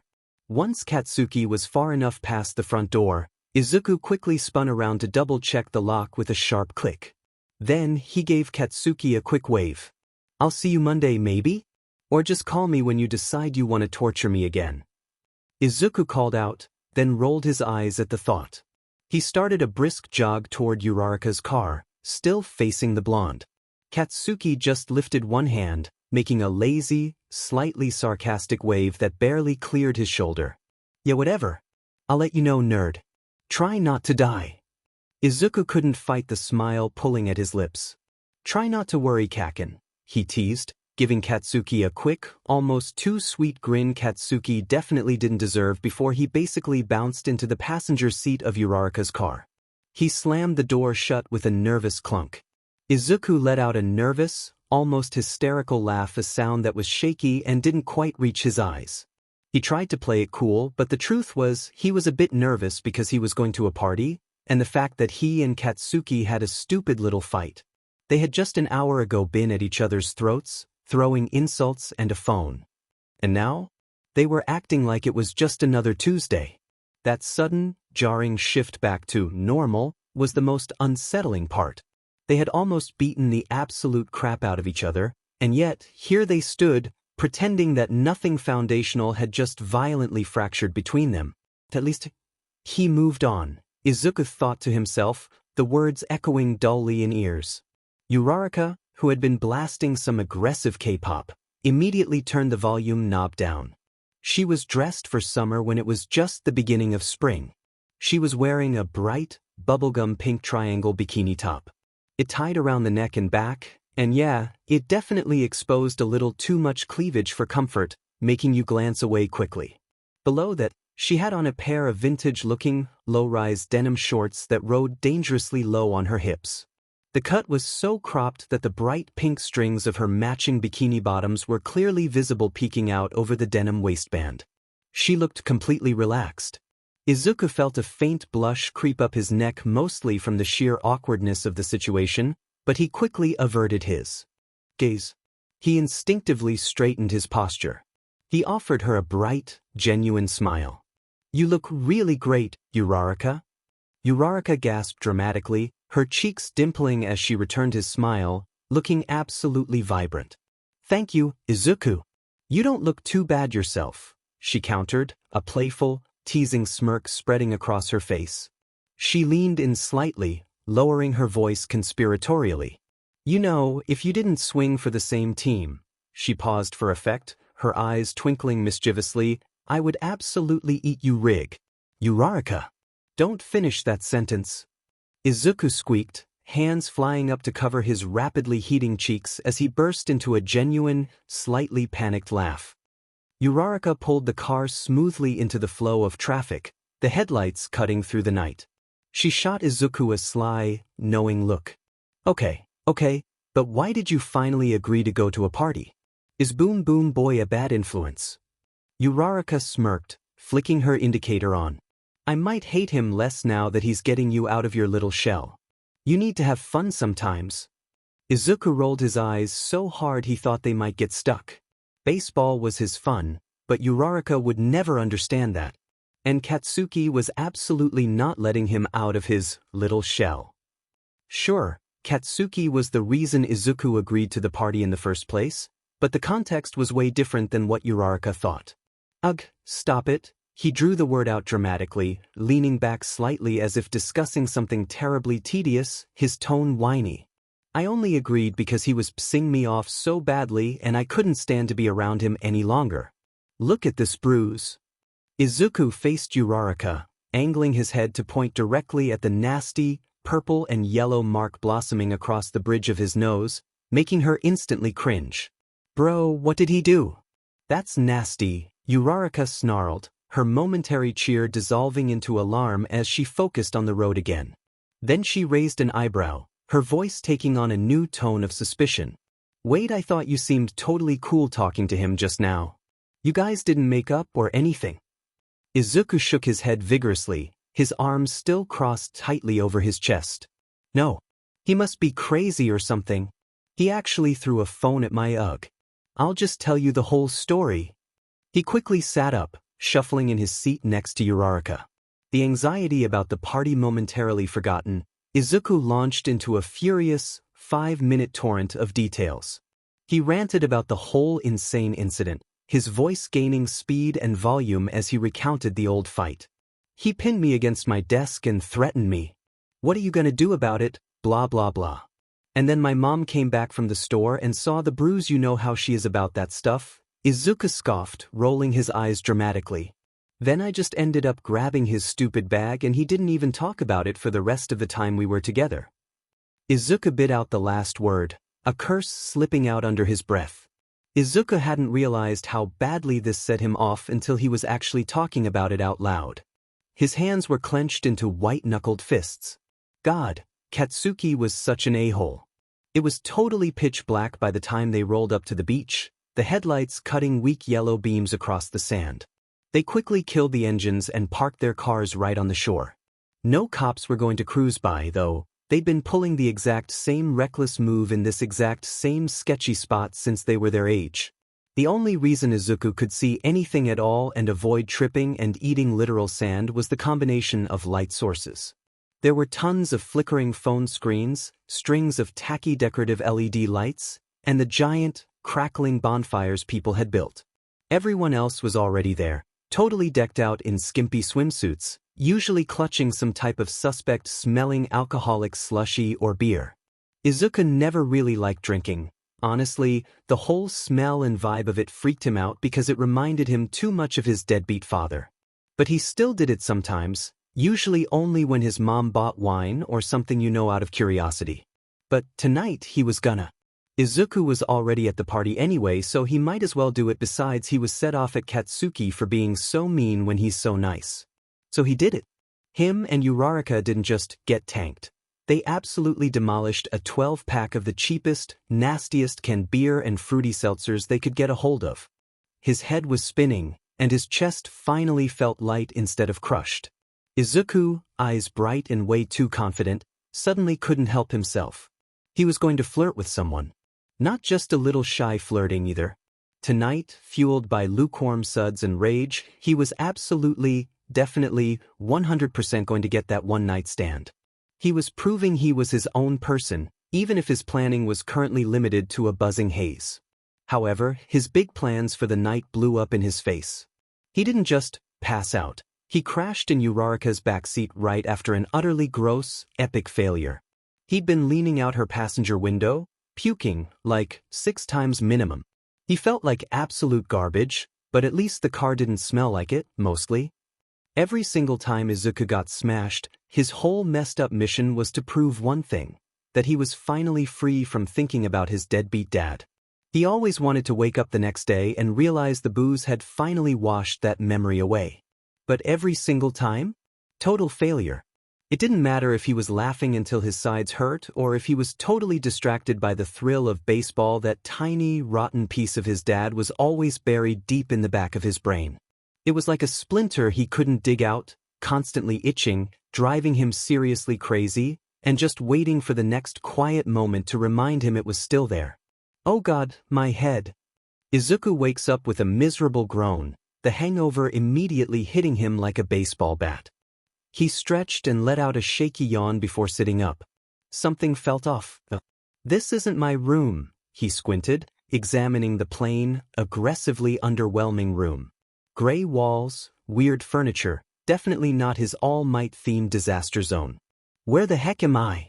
He slowly tried to swing his legs off the bed but felt a sharp, electric sting shoot through his whole body. He sighed in a breath. A knock hammered against the door, making Izuku actually jump. Before he could squeak out a response, the door opened. Kaken? Izuku yelped, his voice cracking from shock. He definitely wasn't expecting to see the perpetually annoyed blonde. Wait, was this his room? You feelin' any shittier, nerd? Or can you finally haul your useless but home now? Katsuki didn't step in. He just leaned against the door frame, arms crossed, looking perpetually annoyed. Izuku was completely baffled. He raised a shaky eyebrow. How did I even end up here? I didn't know you were at the party. Katsuki scoffed, rolling his eyes so hard it looked painful. I wasn't genius. But do you know who called me at 2 in the morning, whining like a kicked puppy about how his back hurt and how he thought he was dying? The idiot who absolutely couldn't leave me alone? Take a goddamn guess, Deku. A tidal wave of memories fuzzy, humiliating, and agonizingly clear slammed into Izuku's brain. The party. The drunk guy. Climbing onto that huge concrete block for his finishing move. The majestic jump that missed the target by a solid 5 feet and ended with him belly flopping onto his spine. Oh my god.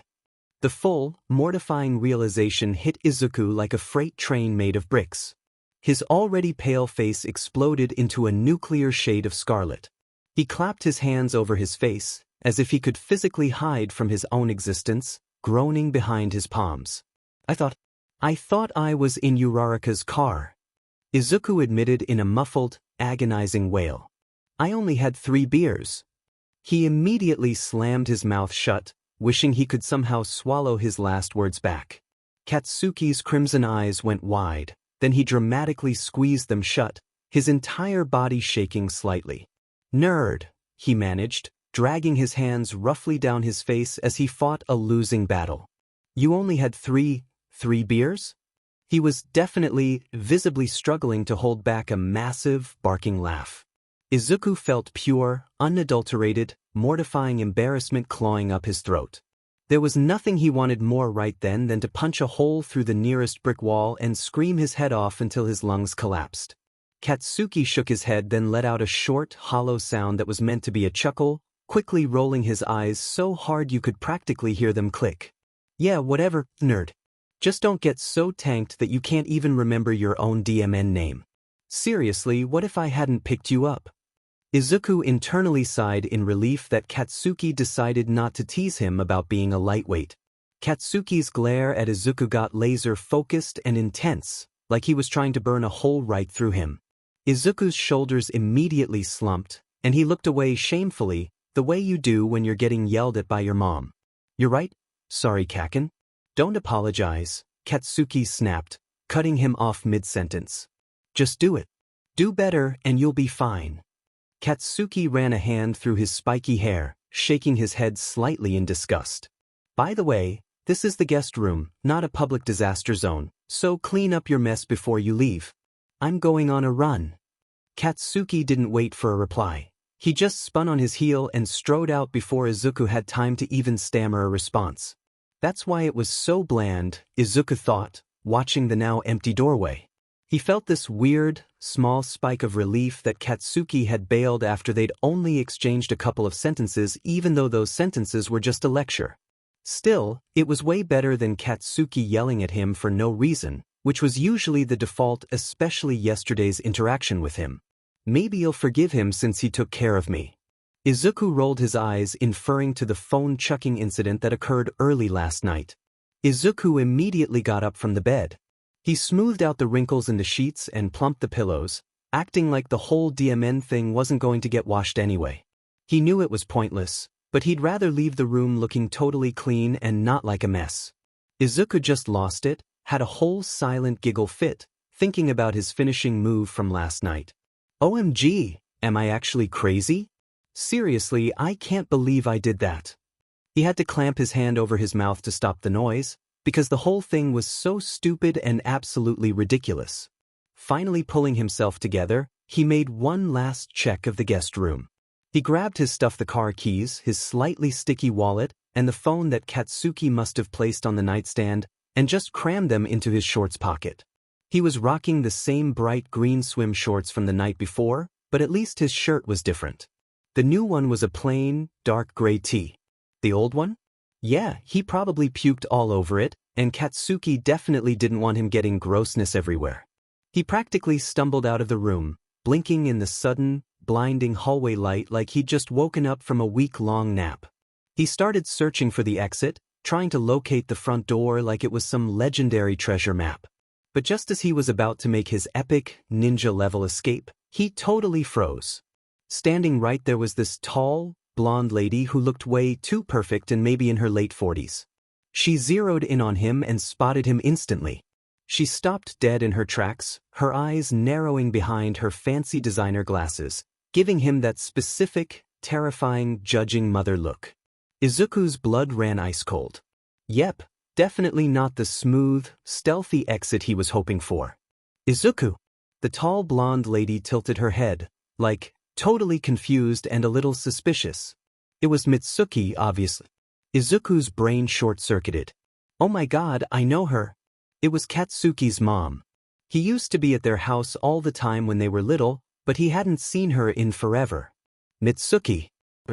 He tried to force his face into a cheerful, non-messy smile, which was literally impossible right now. Good morning, ma'am. He felt his cheeks burning like crazy. But Mitsuki just totally beamed. She marched right up to him with her arms wide open. Oh my god, Izuku. It's been like a million years since I last saw you. She snatched him up in this insanely strong mom hug, squeezing him so hard his ribs probably cracked a little. When she finally let go, she dramatically held her hand out down near her waist. You were just a little squish. Like this tall the last time I saw you, she laughed, totally making fun of his 10-year-old self. Izuku felt his cheeks heat up, a furious, bright red blush spreading like wildfire across his face as he forced out a weak, nervous chuckle. Seriously, Katsuki's mom is literally so laid back and chill, he thought, completely bewildered. So why is Katsuki such an absolute exploding ball of rage? It makes zero sense. He was still reeling from the unexpected encounter when Mitsuki leaned in, her smile wide and totally teasing. So, how's everything going, Izuku? I heard you had to be tutored by Katsuki. I am so sorry, she joked, dramatically elbowing his shoulder. Izuku couldn't help but genuinely laugh this time. It was like a huge stress relief valve. Thank you for being concerned, ma'am, but I'll admit it has been kind of a struggle, he joked back, even though he technically wasn't, like they were sharing a secret. Mitsuki beamed, a total sparkle in her eye, and started walking toward the brightly lit kitchen which was spotless. You want some coffee before you sneak out? I know your mom is probably ready to launch a search party, but I'd honestly love to know how you've been. I can't get over how grown up you are. She was already reaching into the cabinet, pulling out 2 sleek, ceramic mugs. Oh my god, Izuku thought, his heart suddenly sinking into his stomach. He hadn't told his mom anything. She was definitely going to flip out and send him 1,000 panic texts. But wait, he was 18. He went places without asking all the time, so he probably didn't even need to check in every hour anymore. The anxiety faded quickly, thankfully, replaced by a warm, fuzzy feeling. He would totally love to catch up with Mitsuki. She was genuinely like the cool aunt he never had. Yes, of course, thank you. So I hear you're gonna be playing ball in college, Mitsuki said, taking a careful sip of her seemingly scorching hot coffee. A little cloud of steam ghosted up past her face. Izuku nodded, gripping his mug carefully as he took a careful sip of his own. They were sitting across from each other in her super comfortable living room. The 2 big couches were a deep, comforting chocolate color, the kind you just sink right into. Yes, ma'am. I'm gonna try. Izuku smiled, his eyes shining a little with excitement. What about Kaken? I haven't really asked him myself, but I swear he could participate in the Olympics just by looking at him. He tilted his head, genuinely curious. Mitsuki nodded, a small, proud smirk tugging at her lips. I'm pretty sure his personal record for the 400-meter dash is 49-point-something seconds, she said, her voice dropping slightly as if sharing a secret. Izuku's jaw literally dropped. Holy smokes, that was fast. He was pretty sure his own time was something awful like 1:13 or something when they had to do those brutal athletic evaluations back in middle school. He just stared at her for a second, trying to process just how much faster 49 was than 70-3. That's amazing, Izuku said, his emerald eyes lit up like Christmas lights with excitement. I wish I was that fast, he chuckled a bit, rubbing the back of his head nervously, a very classic Izuku gesture. Mitsuki let out a warm laugh, the sound a bit rough but totally genuine. I wouldn't doubt you're just as fast as him. Don't you need speed to run the bases and stuff? She watched Izuku, her eyebrows slightly raised as she waited for his baseball wisdom. It's kind of 50-50, actually. You definitely need to be smart so you don't accidentally get yourself out. Strategy is huge, but speed is absolutely a huge part of it too. Izuku's smile widened, a bit nostalgic. I remember my freshman year, I got in a pickle at third base and ran straight into the guy with the ball, like a total idiot. I was thinking if I ran into him hard and fast enough, he would drop the ball and I'd be safe. He winced, his shoulders slumping a tiny bit at the memory. But he didn't. And I got out. Izuku cringed, the embarrassing memory of face planting in front of everyone still feeling super fresh to this day. This actually happened to me last year and I still cringe from it to this day. Akigeg's so embarrassing. LilCicyTate. I think I saw that on TV, Mitsuki laughed, and Izuku cringed even harder. Case's varsity baseball games were a pretty big deal, always airing because their school team was super popular around the area. Oh my goodness, I forgot it was on TV. He mumbled, covering his face in genuine embarrassment. Mitsuki just laughed more. I think Katsuki saw it and nearly. Just then, the front door practically flew open, revealing a completely gassed-out Katsuki. He was rocking a black Nike hoodie and gray Nike sweats, with those colorful Nike Alpha Flies on his feet. Seriously, why does he wear so much Nike? Izuku thought, a little jealous since most of his own clothes weren't name brand like Katsuki's. You're still here, Deku? With the hag? Katsuki joked, walking inside and kicking off his shoes. Mitsuki rolled her eyes. Oh, be quiet, Katsuki, and go take a shower. You're stinky. Katsuki just rolled his eyes back. Whatever, you just hate the smell of success, he said, before practically sprinting up the stairs. Izuku just laughed. Izuku realized he'd never actually heard Katsuki genuinely joke before, unless you counted the times he was making fun of him, or just straight up laughing at him. Maybe it was the comfort of his own home that did it? Anyways, what were we talking about? Mitsuki tilted her head, tapping her chin with a perfectly manicured finger before snapping her own answer. Oh yes. About baseball and that one time Masaru nearly set the house on fire. Kinda, I guess? Midoriya laughed in his head. They talked for another hour or so, basically just catching up on the last 8 years. Izuku felt a pang of guilt that he'd never stopped by to see her, though, to be fair, he had completely forgotten about them in the chaos of living with his dad then transferring. I can't wait to see you again. You have to have Katsuki bring you here more often, okay? Mitsuki beamed, giving both of Izuku's upper arms a quick, warm rub with her hands before stepping back. She shouted near the stairs, making the whole house echo a little bit. Katsuki, take Midoriya home. Izuku's eyes went wide. Wait, I can walk. It's no big. Suddenly, they both heard a loud, dramatic groan of pure annoyance, totally done just so they could both hear it. A second later, Katsuki was stomping down the stairs. He changed into a white graphic t-shirt with Madonna on it, something Izuku knew Katsuki would never wear in public, and black Nike sweatpants. The nerd can walk, I'm busy, Katsuki snapped at his mom. Mitsuki didn't miss a beat. She immediately bonked him on the top of his head. You take him home right now, Katsuki, she snapped back, her voice just as loud as his. Katsuki instantly grabbed the top of his head. Hey, what the hell? You hag. Katsuki fumed, looking angry but totally cowed by his mom at the same time. Izuku didn't just stand there, he immediately pulled his elbows into his sides, holding his hands clasped tightly in front of his chest. He stared intently at the pattern on the wall, trying to become invisible. Katsuki let out a short, explosive sigh, more of a huff of pure annoyance, and snatched his car keys, which were dangling from a hook on the key rack. "I want gas money when I get you home, got it, nerd?" Katsuki snapped, clearly being unreasonably petty to cover up his own embarrassment.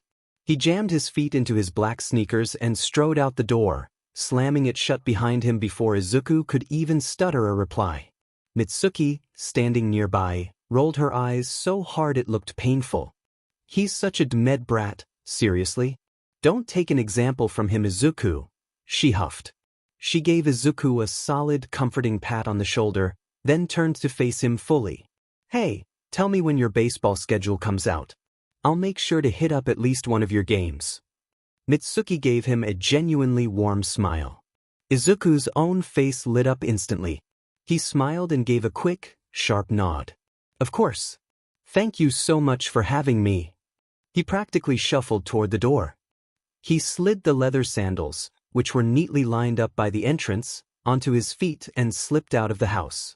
He made sure to gently click the door shut the exact opposite of Katsuki's exit, before walking quickly toward Katsuki's idling car. Izuku pulled open the door of the passenger seat and practically dove into the car, slamming the door shut a little too hard. He fumbled frantically with the seatbelt until it finally clicked. "Thank you, Kaken," Izuku offered, giving Katsuki the kind of warm, hopeful smile that Katsuki probably didn't deserve right now. Katsuki didn't even grunt. He just shifted the gear into reverse and peeled out of the driveway without saying a single word. Yeah, whatever," Katsuki finally muttered once he was on the main road, making a lazy, dismissive shooing motion with one hand without taking his eyes off the asphalt. He rested his arm casually on the center console. Izuku glanced over, immediately noticing the difference between them. Katsuki's forearm looked larger, cleaner, and paler, leaning there next to Izuku's own scarred-up arm, which was also resting on the console.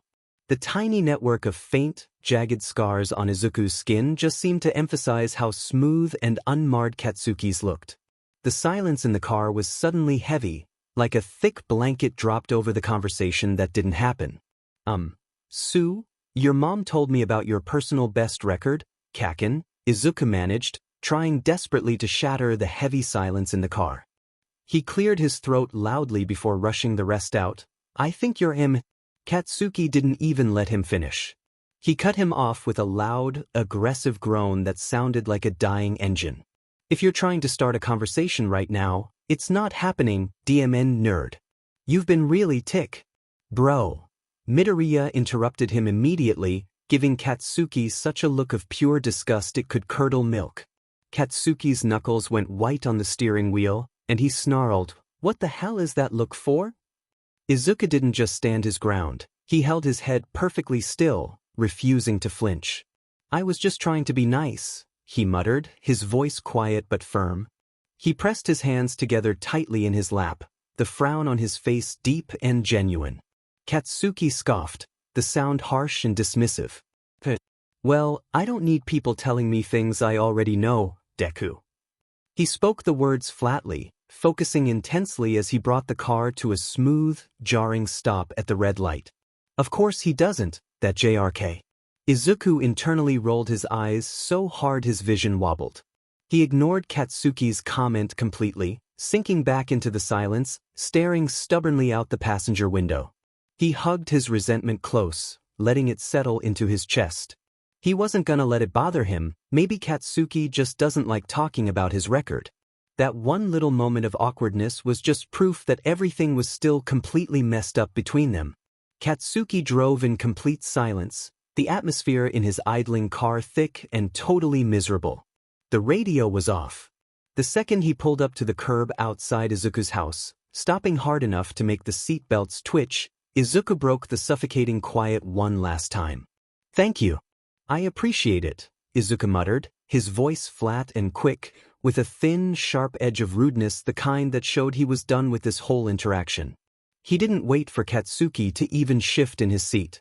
He unbuckled his seatbelt and practically threw himself out of the passenger seat, slamming the car door shut before the blonde could hiss a single word in reply.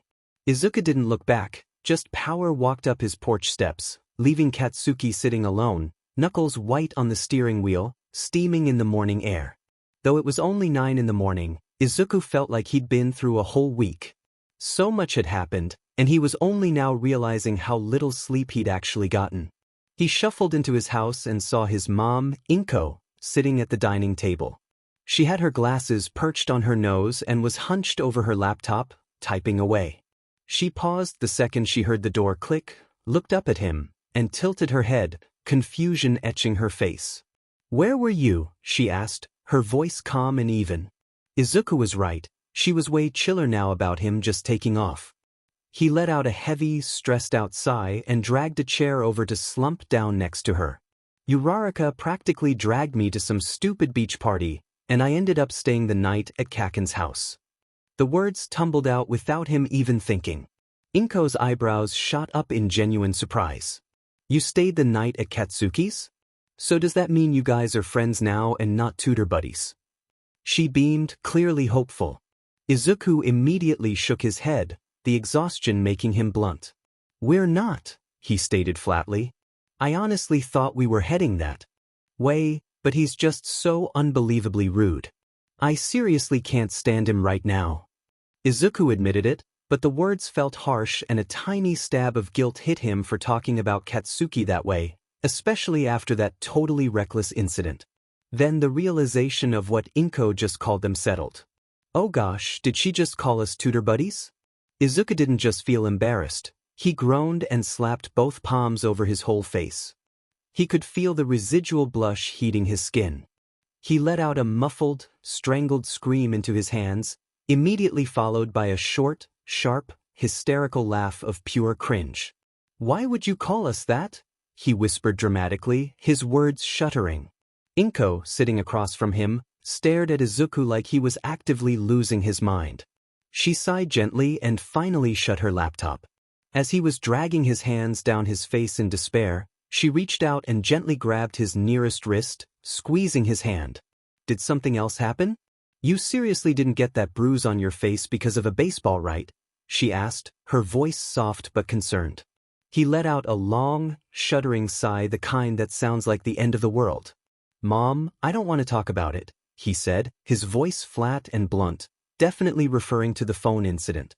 Inko nodded, thankfully letting go of his hand and pulling back a little. Okay, I won't pry anymore," she said, letting out a small, slightly awkward laugh. She tilted her head. "So, a distracting topic, what do you want for dinner?" Inko let out a soft, familiar giggle, the sound immediately making Izuku's own smile widen just a fraction. "I don't know, Mom, it's totally up to you," he said, giving her the same perfectly evasive answer he'd given her about dinner plans for the past 10 years. Inko playfully rolled her eyes, a dramatic, loving movement. "Just as I thought," she teased, already sliding her chair back. She got up from the table and headed straight toward the kitchen, her apron already tied. "Do you need any help, Mom?" Izuku asked, half standing up out of his seat. No, sweetie, don't worry about it. Go wash yourself up," Inko replied, already grabbing the biggest pots and pans from the bottom cupboard with a determined clang. Izuku gave a quick nod, fully standing up. He made sure to neatly push his chair back under the table. "Okay, just let me know if you do," he called out. Without waiting for another response, he turned and headed up the stairs, 2 steps at a time, to finally take a hot shower. The rest of the weekend was totally chill and uneventful. Izuku hung out with Uraraka and Todoroki, like always. Their usual spot? The chaotic, neon-lit roller rink downtown. They basically owned a corner booth for their long, rambling study sessions and their totally necessary, sugary snack breaks. But there was this specific buzzing kind of excitement hanging in the air this week. All the spring sports were kicking off on Monday. And that meant Izuku's schedule was about to get insanely packed. Thinking about all the practices and games stacked up made him actually shiver, even under the warm lights of the rink.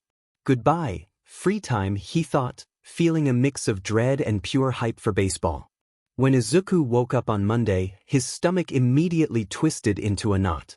The absolute first thing he did was double-check his baseball bag, a total paranoia move, but he couldn't help it. He was practically vibrating with nervous energy. He dumped the bag out onto the floor, running a quick inventory. Bats check, glove check, hat check, catcher's gear check, check, check. This year was different. The team was making brutal cuts, and he knew he'd be playing with a whole new crew in a totally different environment. What if I seriously embarrass myself in front of the coaches and get cut? Izuku stressed, his jaw tight. He finally zipped up the overstuffed duffel bag and shoved it next to his dresser. Next, he grabbed his clothes, a pair of lightly faded, comfortably worn-out jeans and a plain black, slightly baggy t-shirt. He went to his closet and snatched his bright red belt from the hook on the door, quickly looping it through the jeans. Once he was fully dressed and ready to go, he practically flew downstairs with both the heavy baseball bag and his backpack slung over his shoulder. He slid on his red sneakers, the ones he always wore, before grabbing his keys and bolting out the front door. His mom, Inko, had already left for work super early, so he didn't even get to see her. He just left a rushed note on the counter. The school day dragged on slower than usual. It was pure torture, probably because he was so totally hyped up and buzzing to play. Everyone was asking him, like every 5 minutes, "Are you playing this year?" They didn't even need to ask, they already knew. He hadn't even told anyone officially, but of course everyone knew. His name was practically buzzing through the hallways. Izuku was a total baseball prodigy, the kind of talent you couldn't ignore, and the funniest thing was, he was still pretty oblivious about how much hype was actually following him around. Once the school day finally ended, he and Kirishima walked to the locker rooms together. Kirishima played too. He was their team's catcher, which was kind of annoying. Izuku hated the fact that they played the same position. Even though he was mostly forced to play shortstop, he loved catching way more. When he stepped inside the locker room, it was total chaos. There were dozens of guys changing, all massive and loud, trying out for baseball. Izuku gulped and quickly squeezed his bag into a tight spot in the corner. "Hey, dude, don't stress," Kirishima chirped, his voice sounding super energetic and hopeful, just like always. "You're basically famous around here because of how good you are, so don't even worry about getting cut." He flashed a huge, reassuring grin as he ripped off his shirt and pulled out a practice jersey. Izuku nodded, trying to look confident. "You're right. Though the famous part is a major stretch." He let out a nervous chuckle as he pulled out the practice jersey he'd gotten at the preseason meeting. He quickly stripped his shirt off, swapping it for the jersey, then shucked his jeans for the snug baseball pants and long socks. He cinched his belt tight while holding his leather glove clamped between his teeth. After slipping on his black hat, he practically flew out the door, jogging toward where practice would be held. The field was already packed with athletes in the same gear. Izuku jogged over and stood near home plate, where everyone else was gathering.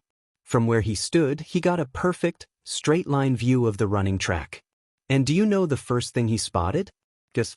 He saw Katsuki. He was already jogging, not with the team, but alone, wearing a simple white t-shirt and black athletic shorts. Izuku totally spaced out, just staring without realizing it, until he was suddenly snapped back to reality. Focus. A deep voice, definitely one of the coaches, snapped his fingers right in front of Izuku's face. Izuku let out a startled gasp. Sorry, sir." He threw his hands up to cover his flushed face for a split second, then quickly dropped them back down. This was so embarrassing. Seriously. He got caught ogling Katsuki right before tryouts. Tryouts were going by smoothly. They did the basics with throwing and catching for a warm-up, and then some base drills. Of course, Izuku did phenomenal with all of them. Even the drills people considered to be hard, Izuku could do effortlessly. Who pitches? The head coach, Aizawa, who also happened to be his first PRD physics teacher, a chill guy with a tired-looking but serious face, bellowed, and instantly, like a magnet was flicked on, at least 8 guys shuffled over to the pitcher's section. "Midoriya, I want you to try pitching." He pointed straight at Izuku. Izuku immediately looked left, then right, then back over his shoulder just to make absolutely sure the coach wasn't talking to someone else named Midoriya. Dang it, this S's, he thought, drowning in disappointment. even though he slapped a fake, cheerful grin on his face and shuffled over to the mound area. The pitching coach made them all do the usual boring, annoying stretches before anyone could throw anything major. They set up a bright orange target right behind home plate, mimicking the strike zone. The coaches had the pitchers, including Izuku, take turns throwing. Some pitches were total disasters that barely made it to the target. Some were decent, if kinda slow. Everyone was at a completely different skill level, and Izuku honestly didn't know how he was supposed to feel about all of it. Finally, it was his turn. He walked onto the pitching mound. The ground felt way too high and nervously rolled the baseball against his jersey to wipe the grime off. He could practically feel everyone's eyes boring holes into his back, even the kids running laps on the track.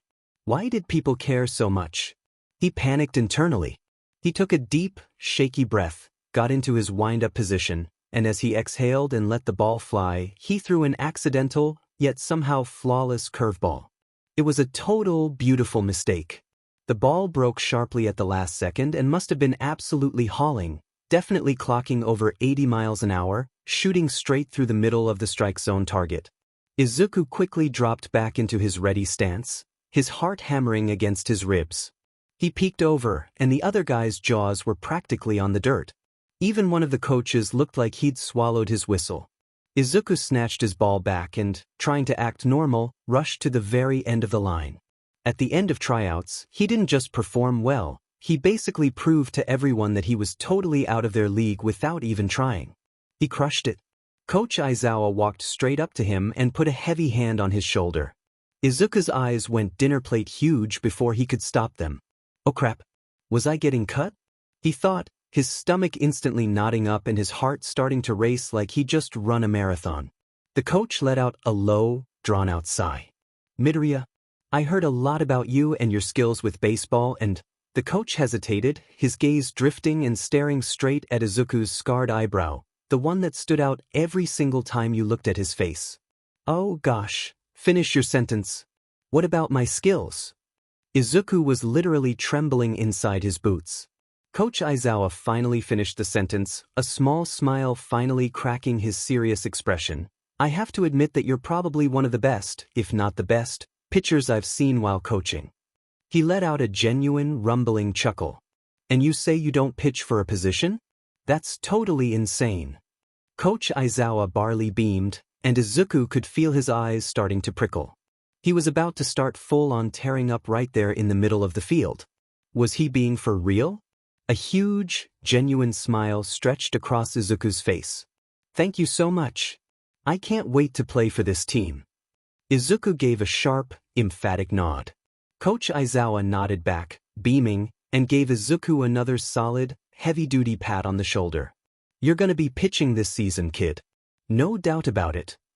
Izuku's eyes immediately flicked wide in surprise, and a tiny flicker of disappointment must have shown on his face because Coach Aizawa quickly chimed in. Look, kid, I know you've been killing it playing catcher and shortstop, and you've never pitched in an actual game before, but we need you.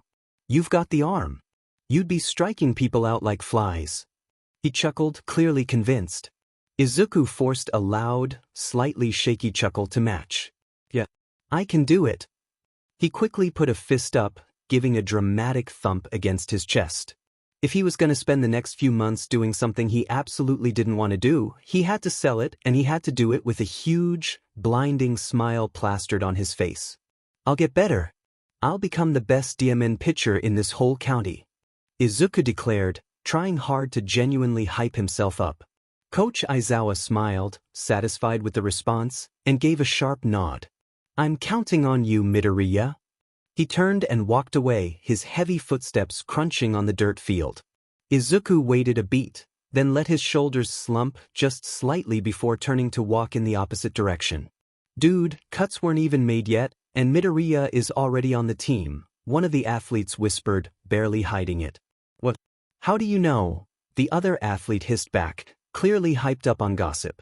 Well, I overheard the coach talking to him, and he said he needed Midoriya to pitch for the team. Sounded desperate, almost. Izuku had to bite the inside of his cheek to stop from yelling. He just rolled his eyes hard and put his earbuds in, done with the eavesdropping. Did those guys seriously not know he was right there, 3 lockers down? He huffed out a breath, quickly pulling on the clothes he wore to school and shoving his sweaty baseball gear messily into his duffel bag before practically storming out of the locker room. Izuku was too nervous to drive to school this morning, so he ended up walking, but to get to his house, Izuku had to pass the empty running track. The track was practically deserted, just the hurdles and cones left out for tomorrow, and, oh my god, Katsuki. Izuku's heart suddenly started pounding in his chest like a frantic drum solo as he passed the railing, and he couldn't give an exact reason why. He felt this crazy urge to talk to Katsuki, but the blonde was deep into his run, headphones probably blasting. Well, Izuku's intrusive thoughts took over.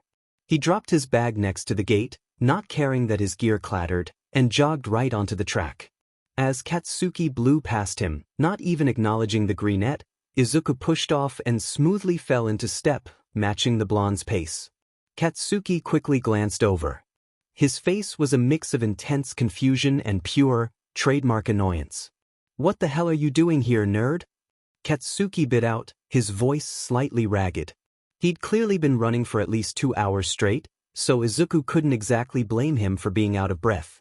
"Running with you, duh," Izuku shot back, flashing a huge, cheeky grin. Then, with a sudden, unexpected burst of energy, he kicked it into high gear, blasting ahead of Katsuki just as they hit the turn. Katsuki's own smirk widened into a savage grin, and he immediately matched Izuku's pace, his running shorts flapping as he pulled alongside him. "What? We racing now, nerd?" he joked, nudging Izuku hard on his upper arm with his shoulder. Izuku laughed, the sound slightly strained from the effort. "I might be too fast for you, Kaken. Wouldn't want to totally blow your self-esteem," he teased, loving the risk. "Oh yeah? Wanna bet?"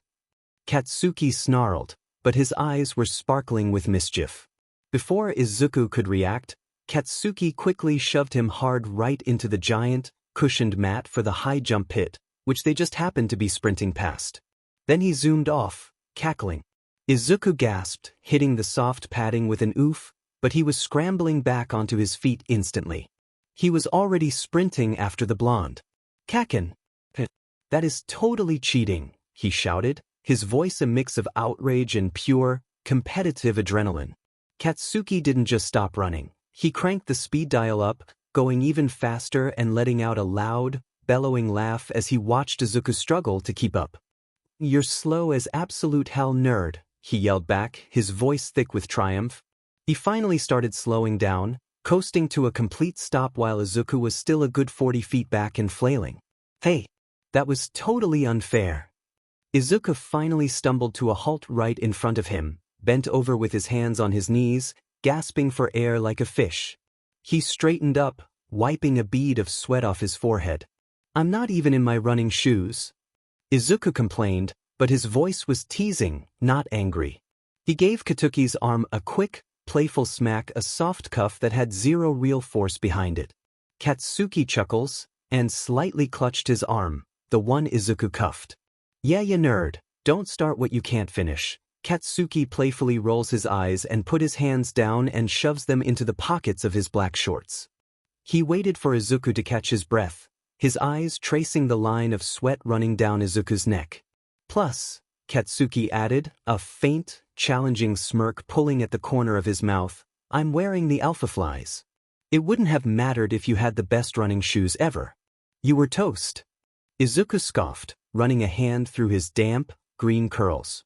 "Oh, that's rich coming from the guy who almost got his but handed to him by his own mother that one time I was over."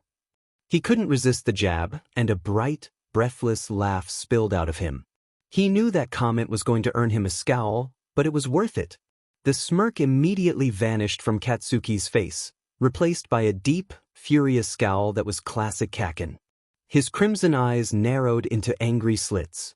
"You want to talk about my mom, Deku?" Katsuki growled, taking an aggressive step closer. "I'll make you eat those DMN sneakers. Get in the car."